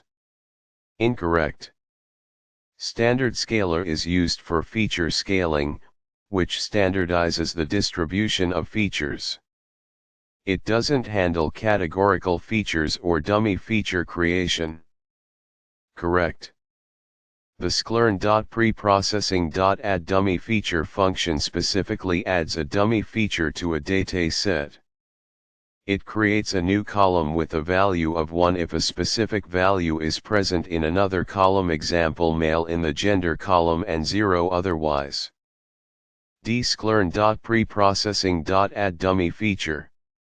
One hot encoding transforms categorical features into multiple binary features, 0 or 1 representing each unique category. Used for features with multiple categories. Example gender male, female, gender male, gender female. In a dataset with color feature having values like red, blue, green, one hot encoding would create new features color red, color blue, color green, where each column has 1 if the corresponding color is present and 0 otherwise. Label encoding assigns numerical labels to categorical values, example gender male, 0, female, 1. Can introduce ordinality where none exists. Useful when dealing with ordered categories, example small, medium, large. In a dataset with size feature having values like small, medium, large, label encoding would assign 0 for small, 1 for medium, and 2 for large. Feature scaling rescales features to a common range, example 0 to 1 or -1 to 1.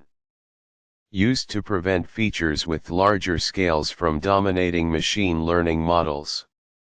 Techniques include Lee standard scaler centers data around 0 and scales it to unit variance.li. Lee min-max scaler rescales data to a specific range, example 0 to 1.li. In a dataset with age feature having values ranging from 20 to 80, applying standard scaler would center the data around the mean and scale it to have a standard deviation of 1. Min-max scaler would rescale the values to be between 0 and 1. Which of the following statements accurately describes the binarize function in scikit-learn's preprocessing module? A. Binarize thresholds features based on a given threshold value, setting values below the threshold to 0 and above to 1. B. Binarize converts all features into binary values, regardless of their initial data type. C. Binarize is used to perform one-hot encoding on categorical features. D. All of the above. A. Binarize thresholds features based on a given threshold value, setting values below the threshold to 0 and above to 1. True. This is the core functionality of the binarize function. It takes a threshold value as input and converts features into binary values based on whether they are below or above the threshold. Values below the threshold are set to 0, and values above are set to 1. Imagine you have a feature representing age. You want to create a binary representation based on whether someone is above or below the age of 30. You could use binarize with a threshold of 30, resulting in 0 for ages below 30 and 1 for ages above 30. Binarize converts all features into binary values, regardless of their initial data type. False. While binarize does convert features to binary values, it primarily operates on numerical features. It doesn't automatically convert non-numerical data like strings into binary values. For categorical features, one-hot encoding is a more appropriate technique. If you have a feature like gender with values male and female, binarize wouldn't directly convert these into 0 and 1. You would need one-hot encoding to represent them numerically. Binarize is used to perform one-hot encoding on categorical features. False. One-hot encoding is a different technique used specifically for converting categorical features into numerical representations. It involves creating separate binary columns for each unique category. Binarize focuses on thresholding numerical features, not encoding categorical ones. For the gender feature, one-hot encoding would create two separate binary columns male and female. Each row would have a 1 in the column corresponding to its gender and 0 in the other column.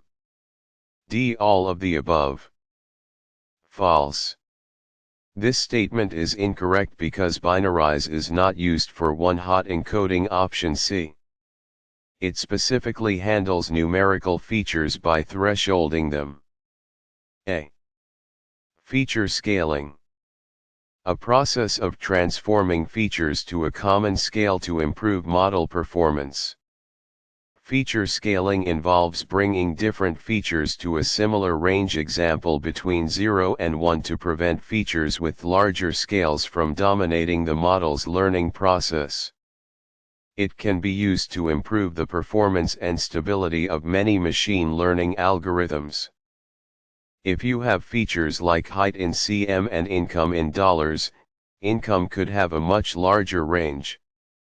Feature scaling would adjust these features to a common scale, making them more comparable to the model. One-hot encoding. Transforming categorical features into numerical representations suitable for machine learning models.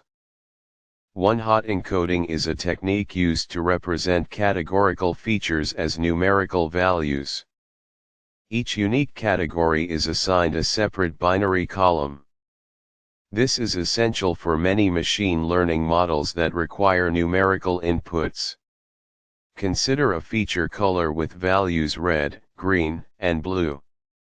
One-hot encoding would create 3 binary columns red, green, and blue. A row with green as the color would have a 1 in the green column and 0 in the other columns. Data preprocessing. Preparing raw data for machine learning algorithms, including cleaning, transforming, and scaling features. Data preprocessing is a critical step before applying machine learning algorithms. It involves cleaning the data, handling missing values, transforming features like one-hot encoding or binarization, and scaling features. The goal is to create data that is in a suitable format and quality for the chosen algorithm. Machine learning algorithms. Models that learn patterns from data to make predictions or classifications. Machine learning algorithms are the heart of machine learning.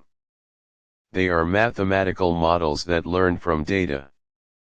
Based on the patterns observed in the data, they can make predictions or classify new data points. Examples include linear regression, decision trees, support vector machines, and neural networks. Threshold value. The point that separates the data into two categories 0 or 1 in binarize function.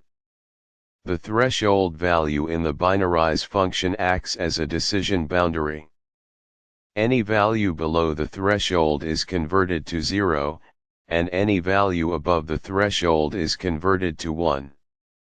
Choosing the appropriate threshold depends on the specific context and goal of the analysis.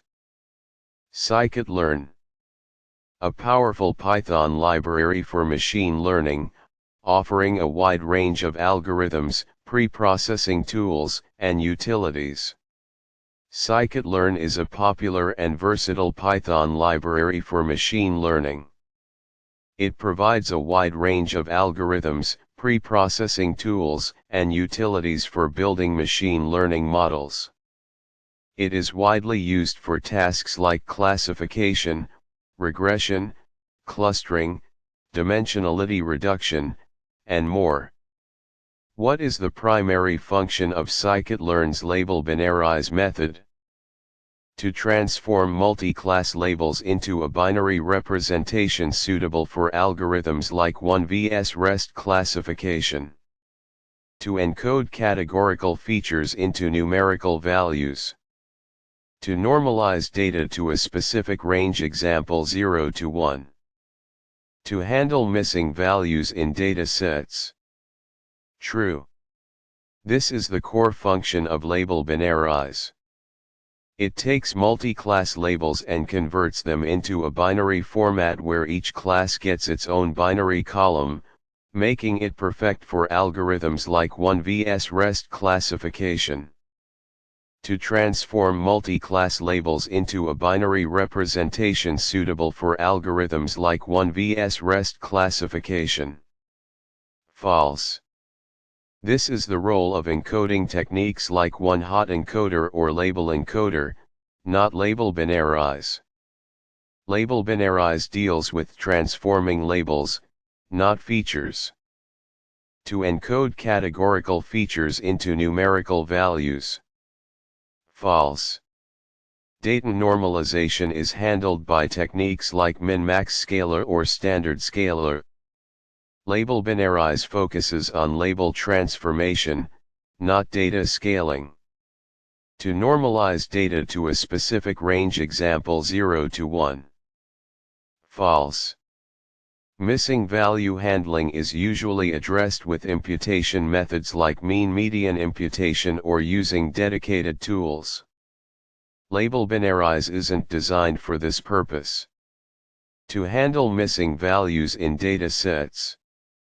To transform multi-class labels into a binary representation suitable for algorithms like 1vs REST classification. 1vs REST overclassification. In overclassification, a multi-class problem is broken down into multiple binary classification problems. For each class, a separate binary classifier is trained to distinguish that class from all other classes. This is where label binarize plays a crucial role. 1vs REST overclassification. Multi-class classification. This involves classifying data into more than two categories. Examples include categorizing images into different types of animals or classifying text into different topics. Multi-class classification. Binary classification. This involves classifying data into two categories, often labeled as positive and negative or 0 and 1. Examples include spam detection or predicting whether a loan will be approved. Binary classification. Label encoding. This involves converting categorical features into numerical values, but typically it's done to represent categories as integers. Label binarize is more about transforming labels into a binary representation, which is different. Label encoding. Image classification. Imagine you have a dataset of images labeled with different animal types, example cat, dog, bird. Label binarize can be used to create binary representations of these labels for training a 1vs REST model. Image classification. Text categorization. You might have a dataset of articles categorized by news topics, example sports, politics, entertainment. Label binaries can help in preparing the labels for a 1vs REST model that can classify new articles. Text categorization. Sentiment analysis. In sentiment analysis, you might want to classify text as positive, negative, or neutral. Label binaries can be useful when employing 1vs REST to predict sentiment. Sentiment analysis. Medical diagnosis. In a medical setting, you could have a dataset of patient records labeled with different diseases. Label binaries can be used to prepare these labels for a model that predicts disease diagnoses. Medical diagnosis. Cat. 1. 2. Dog. 3. 4. Bird. 5. 6. Cat. 1. 2. 1. 0. 0. Dog. 3. 4. 0. 1. 0. Bird. 5. 6. 0. 0. 1. In this example, we have labels cat, dog, and bird. After applying label binaries, we get 3 additional columns: cat, dog, bird, where 1 represents the presence of the respective class and 0 indicates its absence. Which of the following statements accurately describes the purpose of the max-ABS scaler in scikit-learn preprocessing? A. Scales each feature to a range of 0 to 1 by dividing by the maximum absolute value of the feature. B. Transforms the data to have 0 mean and unit variance. C. Normalizes the data by subtracting the mean and dividing by the standard deviation. D. All of the above. A. The max-ABS scaler scales each feature to a range of -1 to 1 by dividing by the maximum absolute value of the feature. This makes the features more comparable and can improve the performance of machine learning models. False. Max-ABS scaler scales to a range of -1 to 1, not 0 to 1.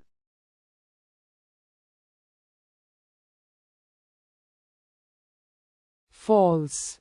This is the description of standard scaler, not max-ABS scaler. False. This is the description of standard scaler, not max-ABS scaler. Font style quad font size 14 psquot data preprocessing font. Transforming raw data into a format suitable for machine learning algorithms. Font style quad font size 14 psquot feature scaling font. Adjusting the range of features to be more comparable. Font style quad font size 14 psquot max-ABS scaler font. Scales features by dividing by the maximum absolute value. Font style quad font size 14 psquot image processing font. Scaling pixel values to a range of -1 to 1. Font style quad font size 14 psquot time series analysis font. Scaling time series data to a range of -1 to 1. Font style quad font size 14 psquot natural language processing font. Scaling word embedding vectors. Def style quad font family monospace quad from sklearn. Preprocessing import max-ABS scaler text 1, -1, 2, 2, 3, 3 scalar max-ABS scalar scaled x scalar. Fit transform slowed print scaled slowed dift.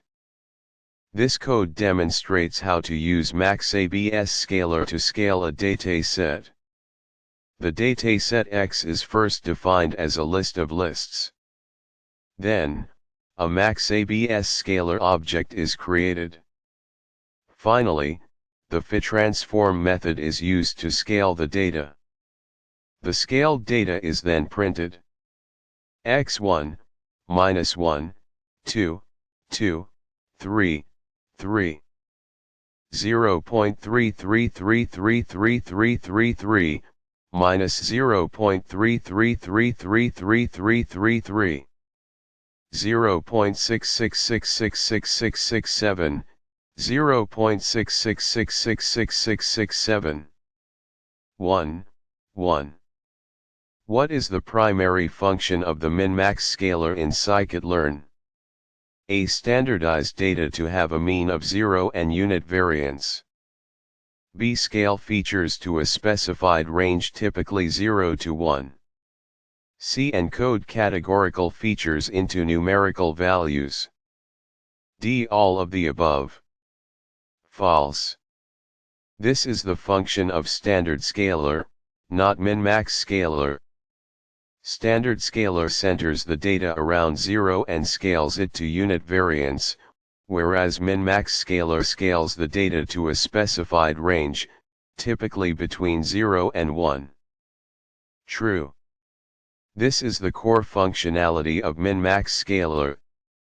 It transforms each feature value to a range between 0 and 1 by subtracting the minimum value and dividing by the difference between the maximum and minimum values. This ensures all features are on a comparable scale, beneficial for many machine learning algorithms. False. This is the function of encoders like one-hot encoder or label encoder in scikit-learn. Min-max scaler is designed for scaling numerical features, not encoding categorical ones. False. This option is incorrect because min-max scaler does not perform standardization or categorical feature encoding. Its primary function is to scale numerical features to a specific range. B. Scale features to a specified range, typically 0 to 1. Feature scaling is a crucial step in data preprocessing, especially for machine learning. It ensures that all features have a similar scale, preventing features with larger magnitudes from dominating the learning process and potentially leading to biased results. Feature scaling is essential for algorithms sensitive to feature scale, such as distance-based algorithms, k-nearest neighbors, support vector machines, gradient-based algorithms, linear regression, logistic regression, neural networks, and some dimensionality reduction techniques, principal component analysis. Data preprocessing is a crucial step in the machine learning workflow, involving cleaning, transforming, and preparing data for training and evaluation. It aims to enhance the quality and consistency of data, making it suitable for analysis and modeling. Data preprocessing is vital for tasks like handling missing values, removing outliers, converting data types, encoding categorical features, and scaling numerical features. These steps improve model accuracy, reduce training time, and make analysis more reliable. Normalization, specifically min-max scaling, is a form of feature scaling where data is transformed to a specified range, often between 0 and 1. It ensures that features with different scales are brought to a comparable range, making them equally influential in the learning process. Normalization is beneficial for algorithms sensitive to feature scale, such as distance-based algorithms, k-nearest neighbors, support vector machines, and for data visualization where features with vastly different scales can lead to distorted plots. From sklearn. Preprocessing import min-max scaler. Data 1, 2, 3, 4, 5, 6, 7, 8, 9. Scalar min-max scalar. Scaled data scalar.fit transform data. Print scale data. This example code demonstrates how to use min-max scalar in sklearn. The data is first defined as a list of lists representing features. Then, a min-max scalar object is instantiated. Fit transform is called to learn the minimum and maximum values of each feature and apply the scaling transformation to the data, resulting in scaled data. Suppose we have data with features ranging from 1 to 100. We want to scale these features to a range of 0 to 1 using min-max scalar. For a feature value of 50, the scaled value would be calculated as 50 to 1 100 to 1 0.49. This means that the value 50 is now represented as 0.49 after scaling. You are working on a machine learning project involving a dataset with features that have varying scales. You need to ensure all features contribute equally to the model's performance. Which of the following sklearn preprocessing methods should you use to normalize the features in your dataset? A. Standard scalar. B. Min-max scalar. C. Robust scalar. D. All of the above. Transforms features by centering the mean to 0 and scaling to unit variance. This is a type of standardization, which is a form of feature scaling. It's effective when the data is normally distributed and outliers don't heavily influence the scaling. Correct. Font style quote font size 14 psquot standard scalar transforms features by centering the mean to 0 and scaling to unit variance. LTBRGT LTBRGT LTBGT use case suitable for datasets with a Gaussian distribution or when outliers significantly affect the scaling. Font rescales features to a specified range, usually between 0 and 1. It's a type of normalization, where values are adjusted to fall within a specific range. It's suitable for scenarios where you need features to be within a certain range or when data is skewed.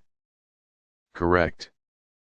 Font style quote font size 14 psquot min-max scalar scales features to a specified range, usually between 0 and 1. LTBRGT LTBRGT LTBGT use case preferred when you need features to be within a specific range or when the data distribution is skewed. Font scales features using the interquartile range IQR. It's another type of normalization that is robust to outliers. It scales features by centering them around the median and dividing by the IQR. This makes it a good choice for datasets with extreme values. Correct. Font style quote font size 14 psquot robust scalar scales features using the interquartile range IQR. LTBRGT LTBRGT LTBGT use case robust to outliers, making it suitable for datasets with extreme values. Font all the listed options, standard scalar, min-max scalar, and robust scalar, are effective for normalizing features in a dataset. They achieve feature scaling differently, making them suitable for various scenarios. Correct.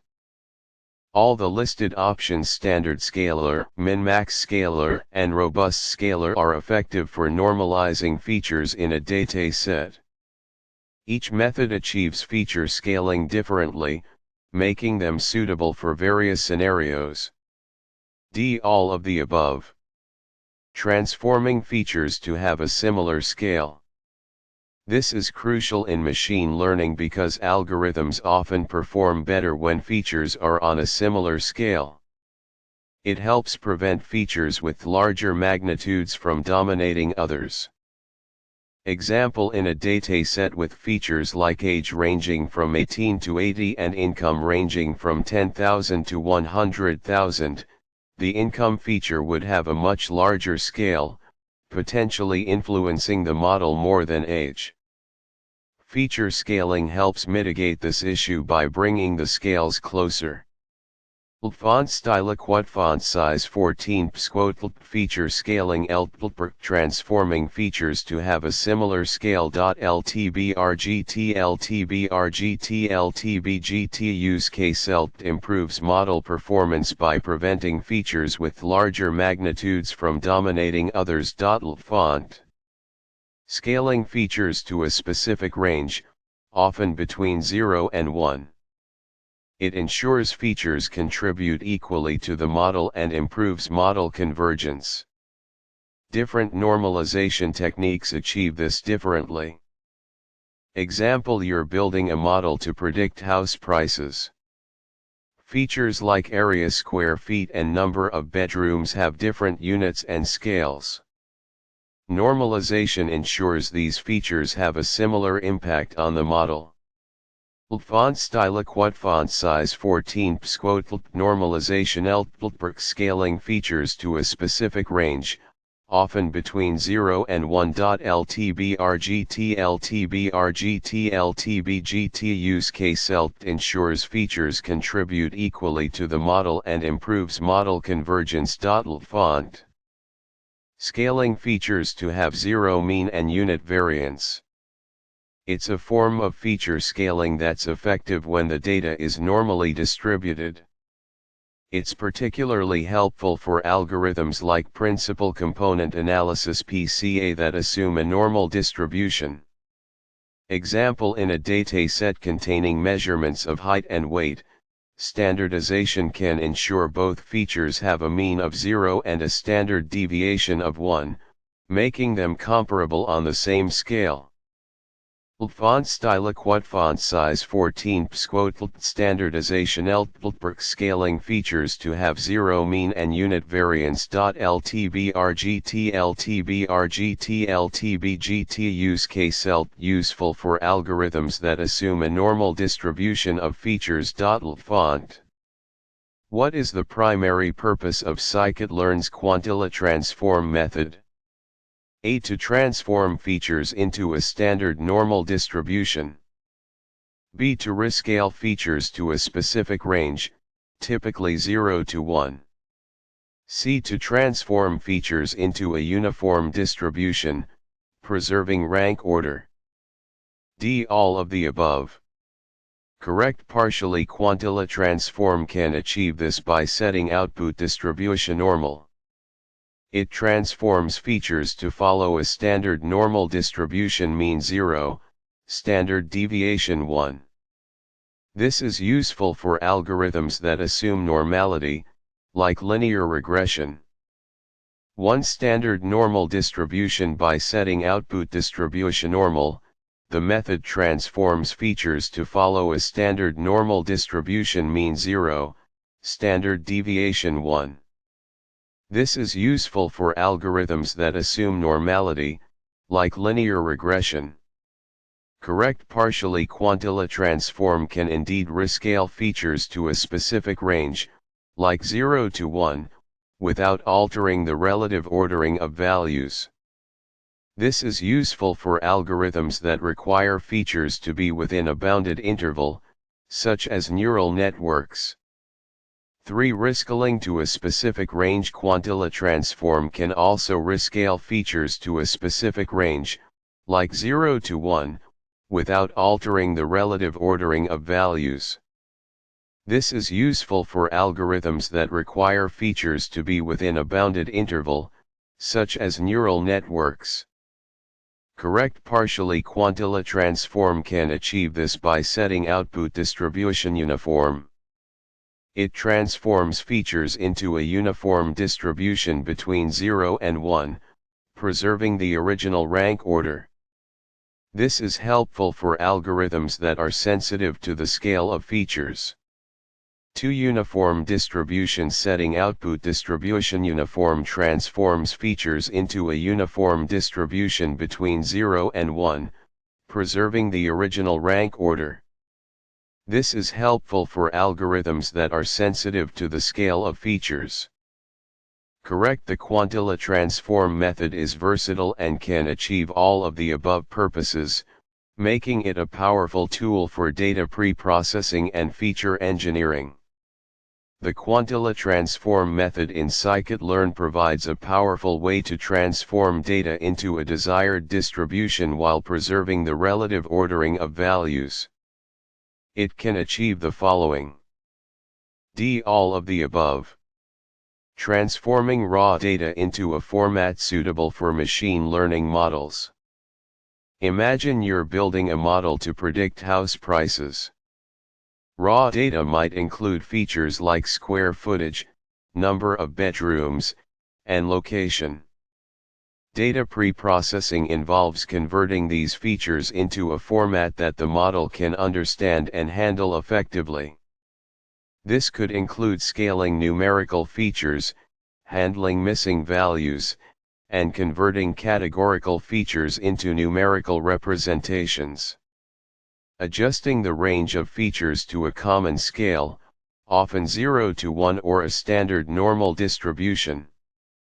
If your model has features with widely varying scales, example age in years versus income in dollars, feature scaling can prevent features with larger scales from dominating the learning process. Scaling can be done using methods like standardization mean 0, standard deviation 1 or min-max scaling 0 to 1. This helps algorithms converge faster and prevents issues caused by different scales. Analyzing the statistical distribution of data to understand its characteristics and identify patterns. Understanding the distribution of your data can reveal insights about the underlying patterns. For example, a skewed distribution might indicate the presence of outliers, while a normal distribution might suggest the data is well behaved and suitable for certain algorithms. Identifying data points that lie significantly far from the rest of the data. Outliers can negatively impact the performance of some machine learning algorithms.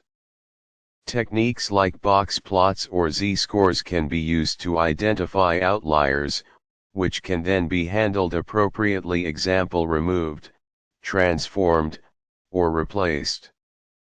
For example, in a dataset of salaries, a salary of 10 million might be an outlier compared to the rest of the data points, potentially skewing the results of your model. Evaluating the accuracy and effectiveness of machine learning models.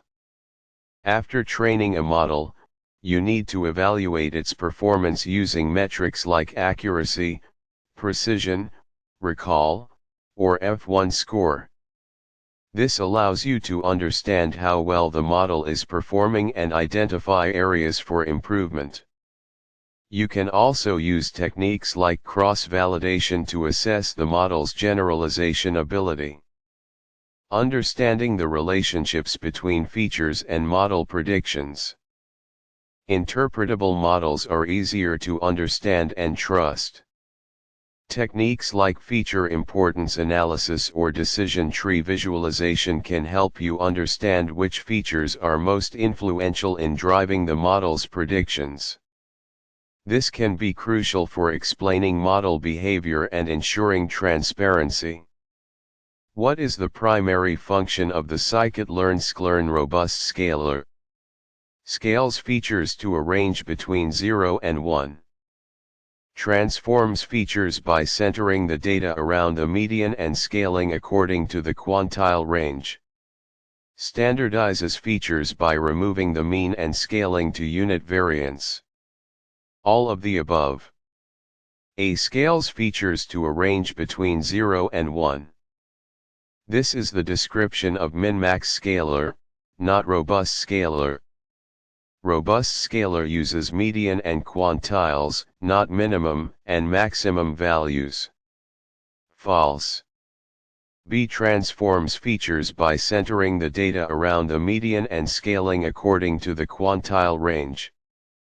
This is the correct explanation of robust scalar. It uses median and quantiles like IQR to handle outliers effectively. True.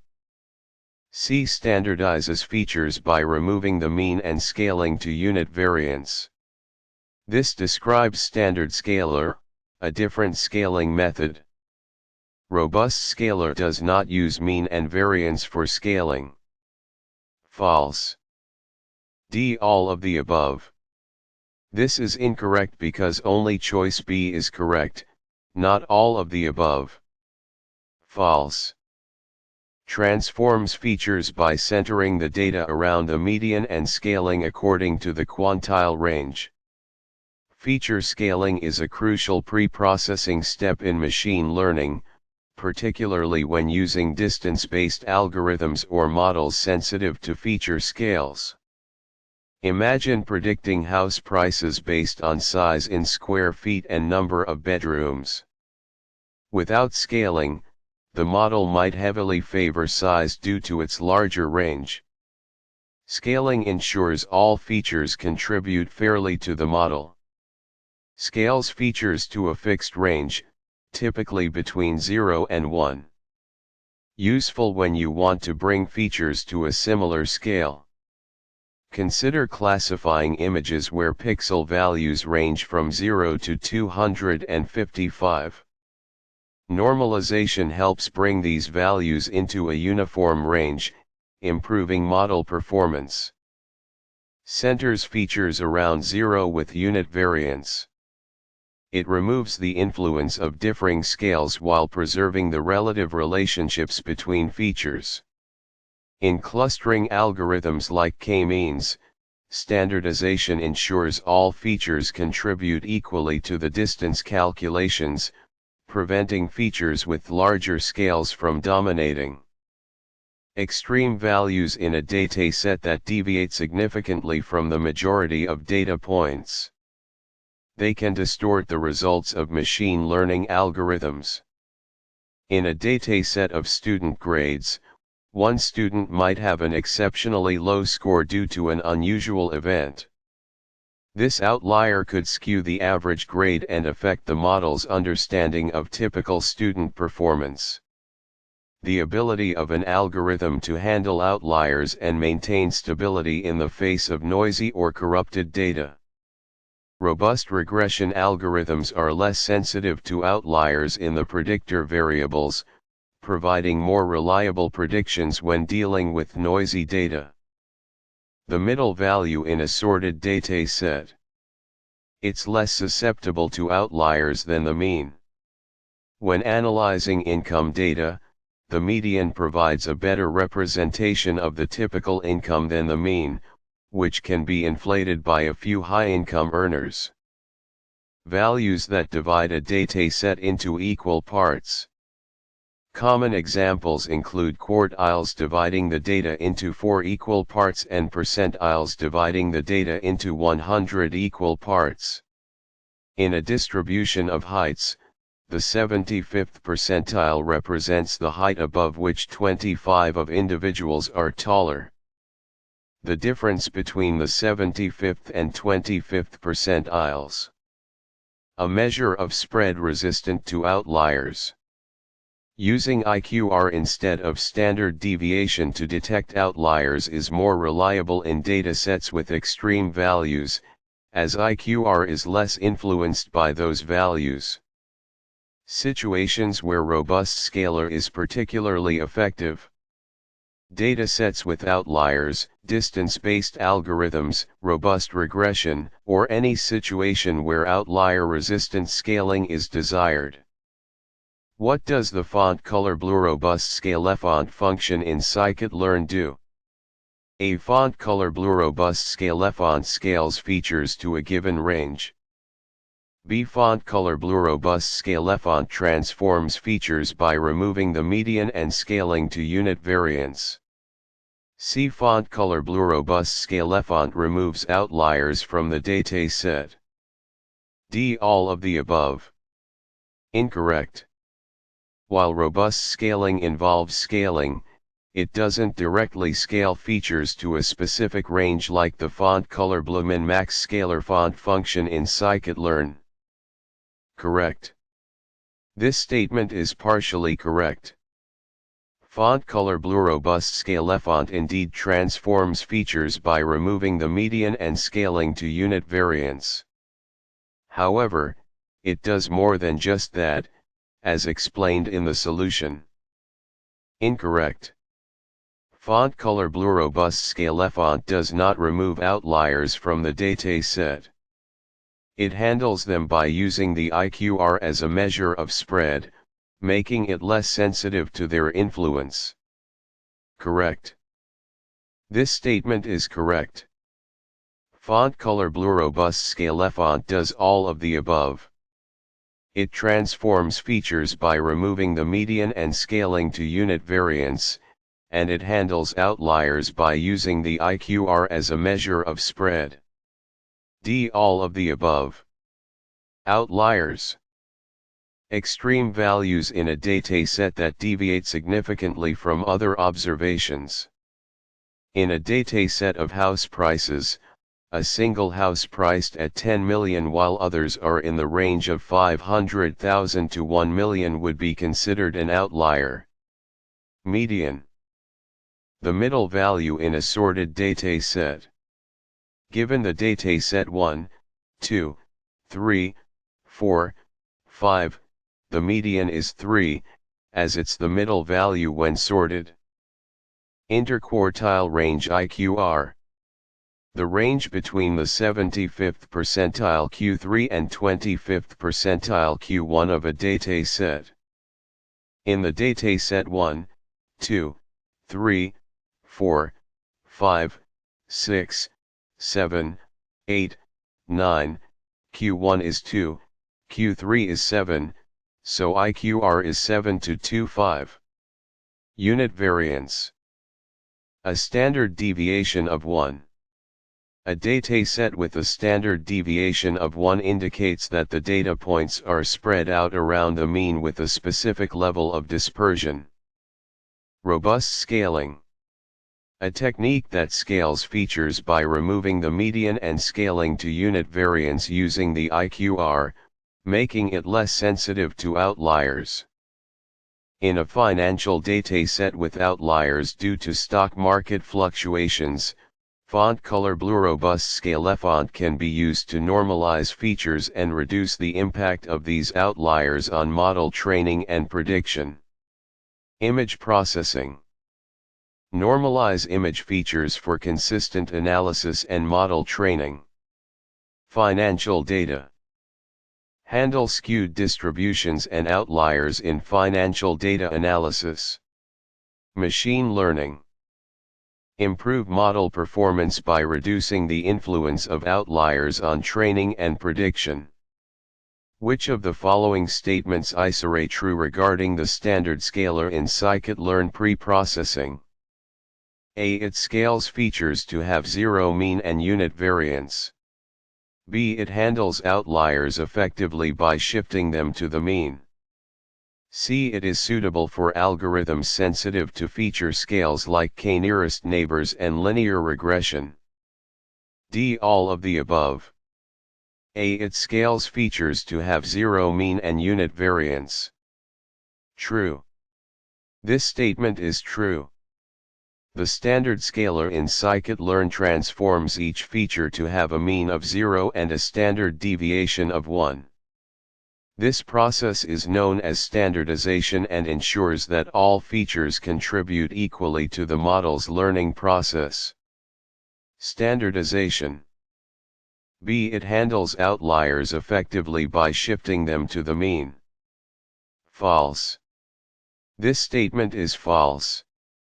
While standard scaler does shift the data to have zero mean, it doesn't specifically handle outliers effectively. Outliers can still significantly influence the mean and standard deviation, potentially skewing the scaling process. For handling outliers, techniques like robust scaler are more suitable. Outliers. C. It is suitable for algorithms sensitive to feature scales like k-nearest neighbors and linear regression. True. This statement is true.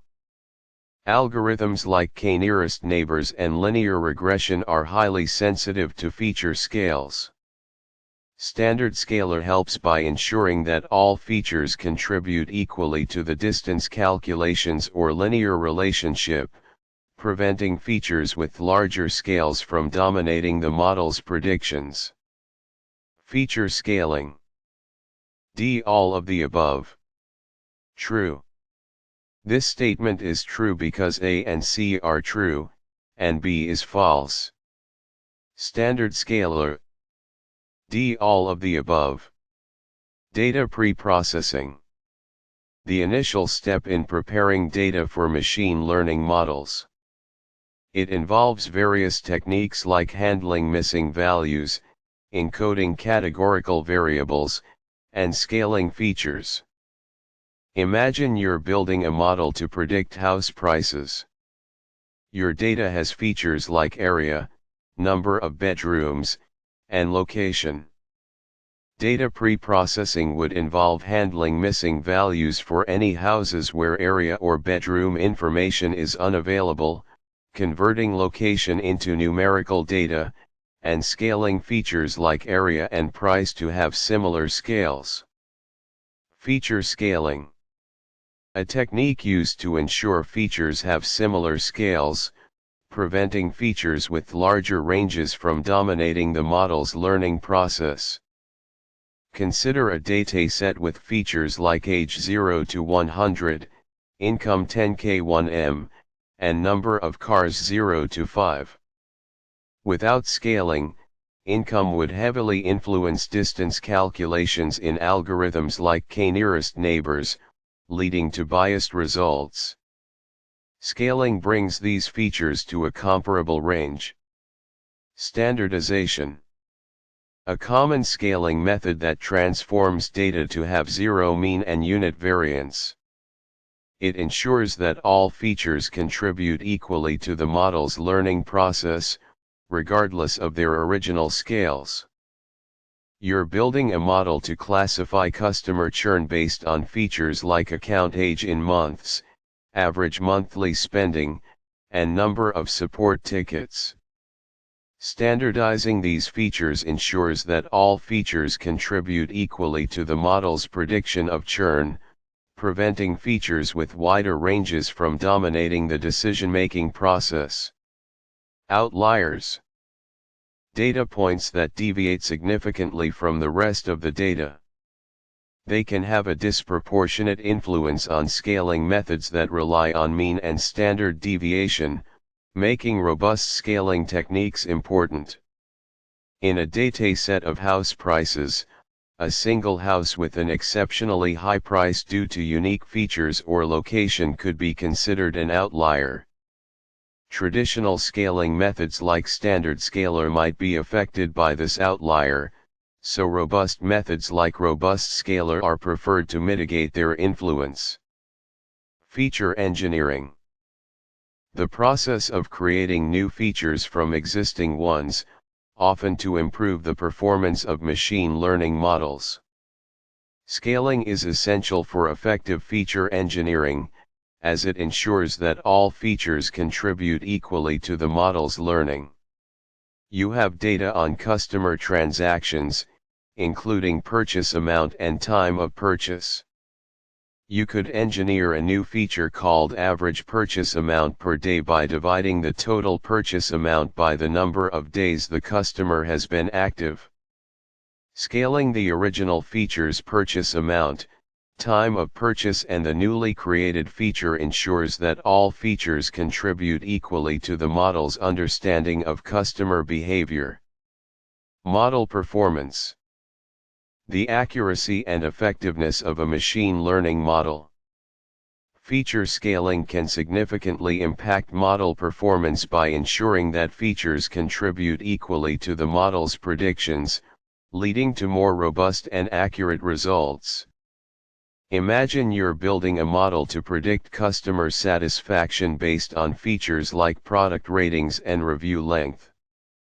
Without scaling, reviews with longer lengths might artificially influence the model's prediction, even if the content is not necessarily indicative of satisfaction.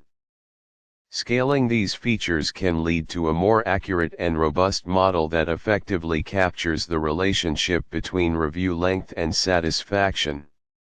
Data distribution. The way data is distributed across different values. Some scaling methods are more appropriate for certain distributions, such as standardization for normally distributed data. If your data for a feature is normally distributed, standard scalar is generally a good choice. However, if the data is highly skewed or has a non-normal distribution, other scaling methods like min-max scalar or robust scalar might be more appropriate. Sklearn. A popular Python library for machine learning that includes various preprocessing tools, including standard scalar, min-max scalar, and robust scalar, making it easy to apply scaling techniques to your data.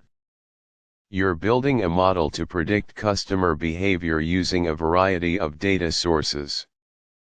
Sklearn provides a comprehensive set of tools for handling different data types, scaling features, and building various machine learning models. You can easily use the standard scalar class from Sklearn to apply standardization to your data. Which of the following statements accurately describes the power transform technique in Sklearn? A. It is a data transformation technique that scales features to a specified range, example 0 to 1.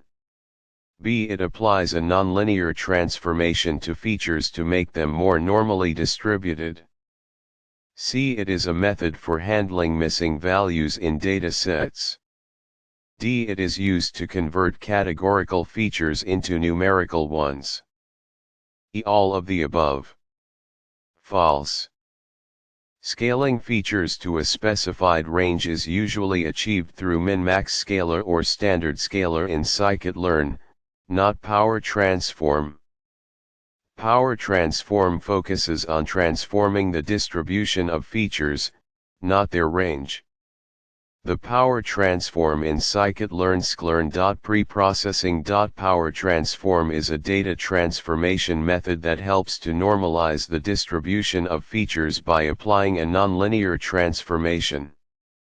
It can be used to address issues caused by skewed distributions or outliers in your data, which can potentially improve the performance of machine learning algorithms. True. This is the core functionality of the power transform. It applies nonlinear transformations Box-Cox or Yeo-Johnson to the data to make it more closely resemble a normal distribution. This is beneficial for many machine learning algorithms that work better with normally distributed data. The power transform in Sklearn sklearn.preprocessing.power transform is a data transformation method that helps to normalize the distribution of features by applying a nonlinear transformation.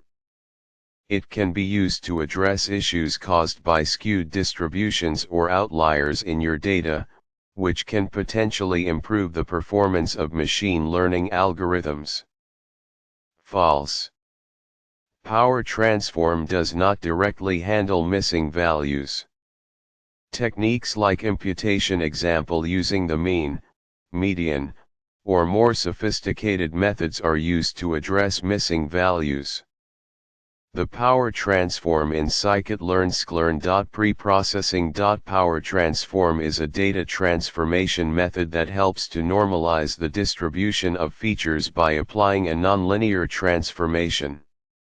It can be used to address issues caused by skewed distributions or outliers in your data, which can potentially improve the performance of machine learning algorithms. False. Converting categorical features into numerical ones is achieved through techniques like one-hot encoding or ordinal encoding. Power transform is not designed for this purpose. The power transform in scikit-learn sklearn.preprocessing. Power transform is a data transformation method that helps to normalize the distribution of features by applying a nonlinear transformation. It can be used to address issues caused by skewed distributions or outliers in your data, which can potentially improve the performance of machine learning algorithms. False. Since options A, C, and D are incorrect, this option is also incorrect. The power transform in scikit-learn sklearn.preprocessing. Power transform is a data transformation method that helps to normalize the distribution of features by applying a nonlinear transformation. It can be used to address issues caused by skewed distributions or outliers in your data, which can potentially improve the performance of machine learning algorithms. B. It applies a nonlinear transformation to features to make them more normally distributed. Data normalization. Data standardization. Box-Cox transformation. Yeo-Johnson transformation. Normal distribution. Skewness. Outliers. Machine learning models. Linear models. Principal component analysis (PCA). Statistical analysis. Feature engineering. In a credit risk assessment model, income data might be heavily skewed. Applying power transform can make the income distribution more normal, improving the model's ability to predict creditworthiness. In image classification, pixel intensity values can be highly skewed. Using power transform can normalize the distribution, potentially leading to better performance of convolutional neural networks. In customer segmentation based on purchasing behavior, power transform can be used to normalize the distribution of spending amounts, facilitating accurate cluster analysis. Power transform can be applied to gene expression data in bioinformatics, helping to reduce the impact of outliers and improve the effectiveness of clustering and classification tasks. 1, 2, 3, 4, 5, 6, 7, 8, 9, 10. Yeo-Johnson default in scikit-learn. From sklearn.preprocessing import power transform. Import pandas as PD. Data feature 1 1, 2, 3, 4, 5, 6, 7, 8, 9, 10. DFPD data frame data. Transformed data power transformed. Method Yeo-Johnson. Print transformed data. The code applies the Yeo-Johnson transformation to the provided data. The output will be a transformed array where the distribution is closer to a normal distribution, with outliers less impactful. The actual transformation parameters are determined by the Yeo-Johnson method based on the data itself.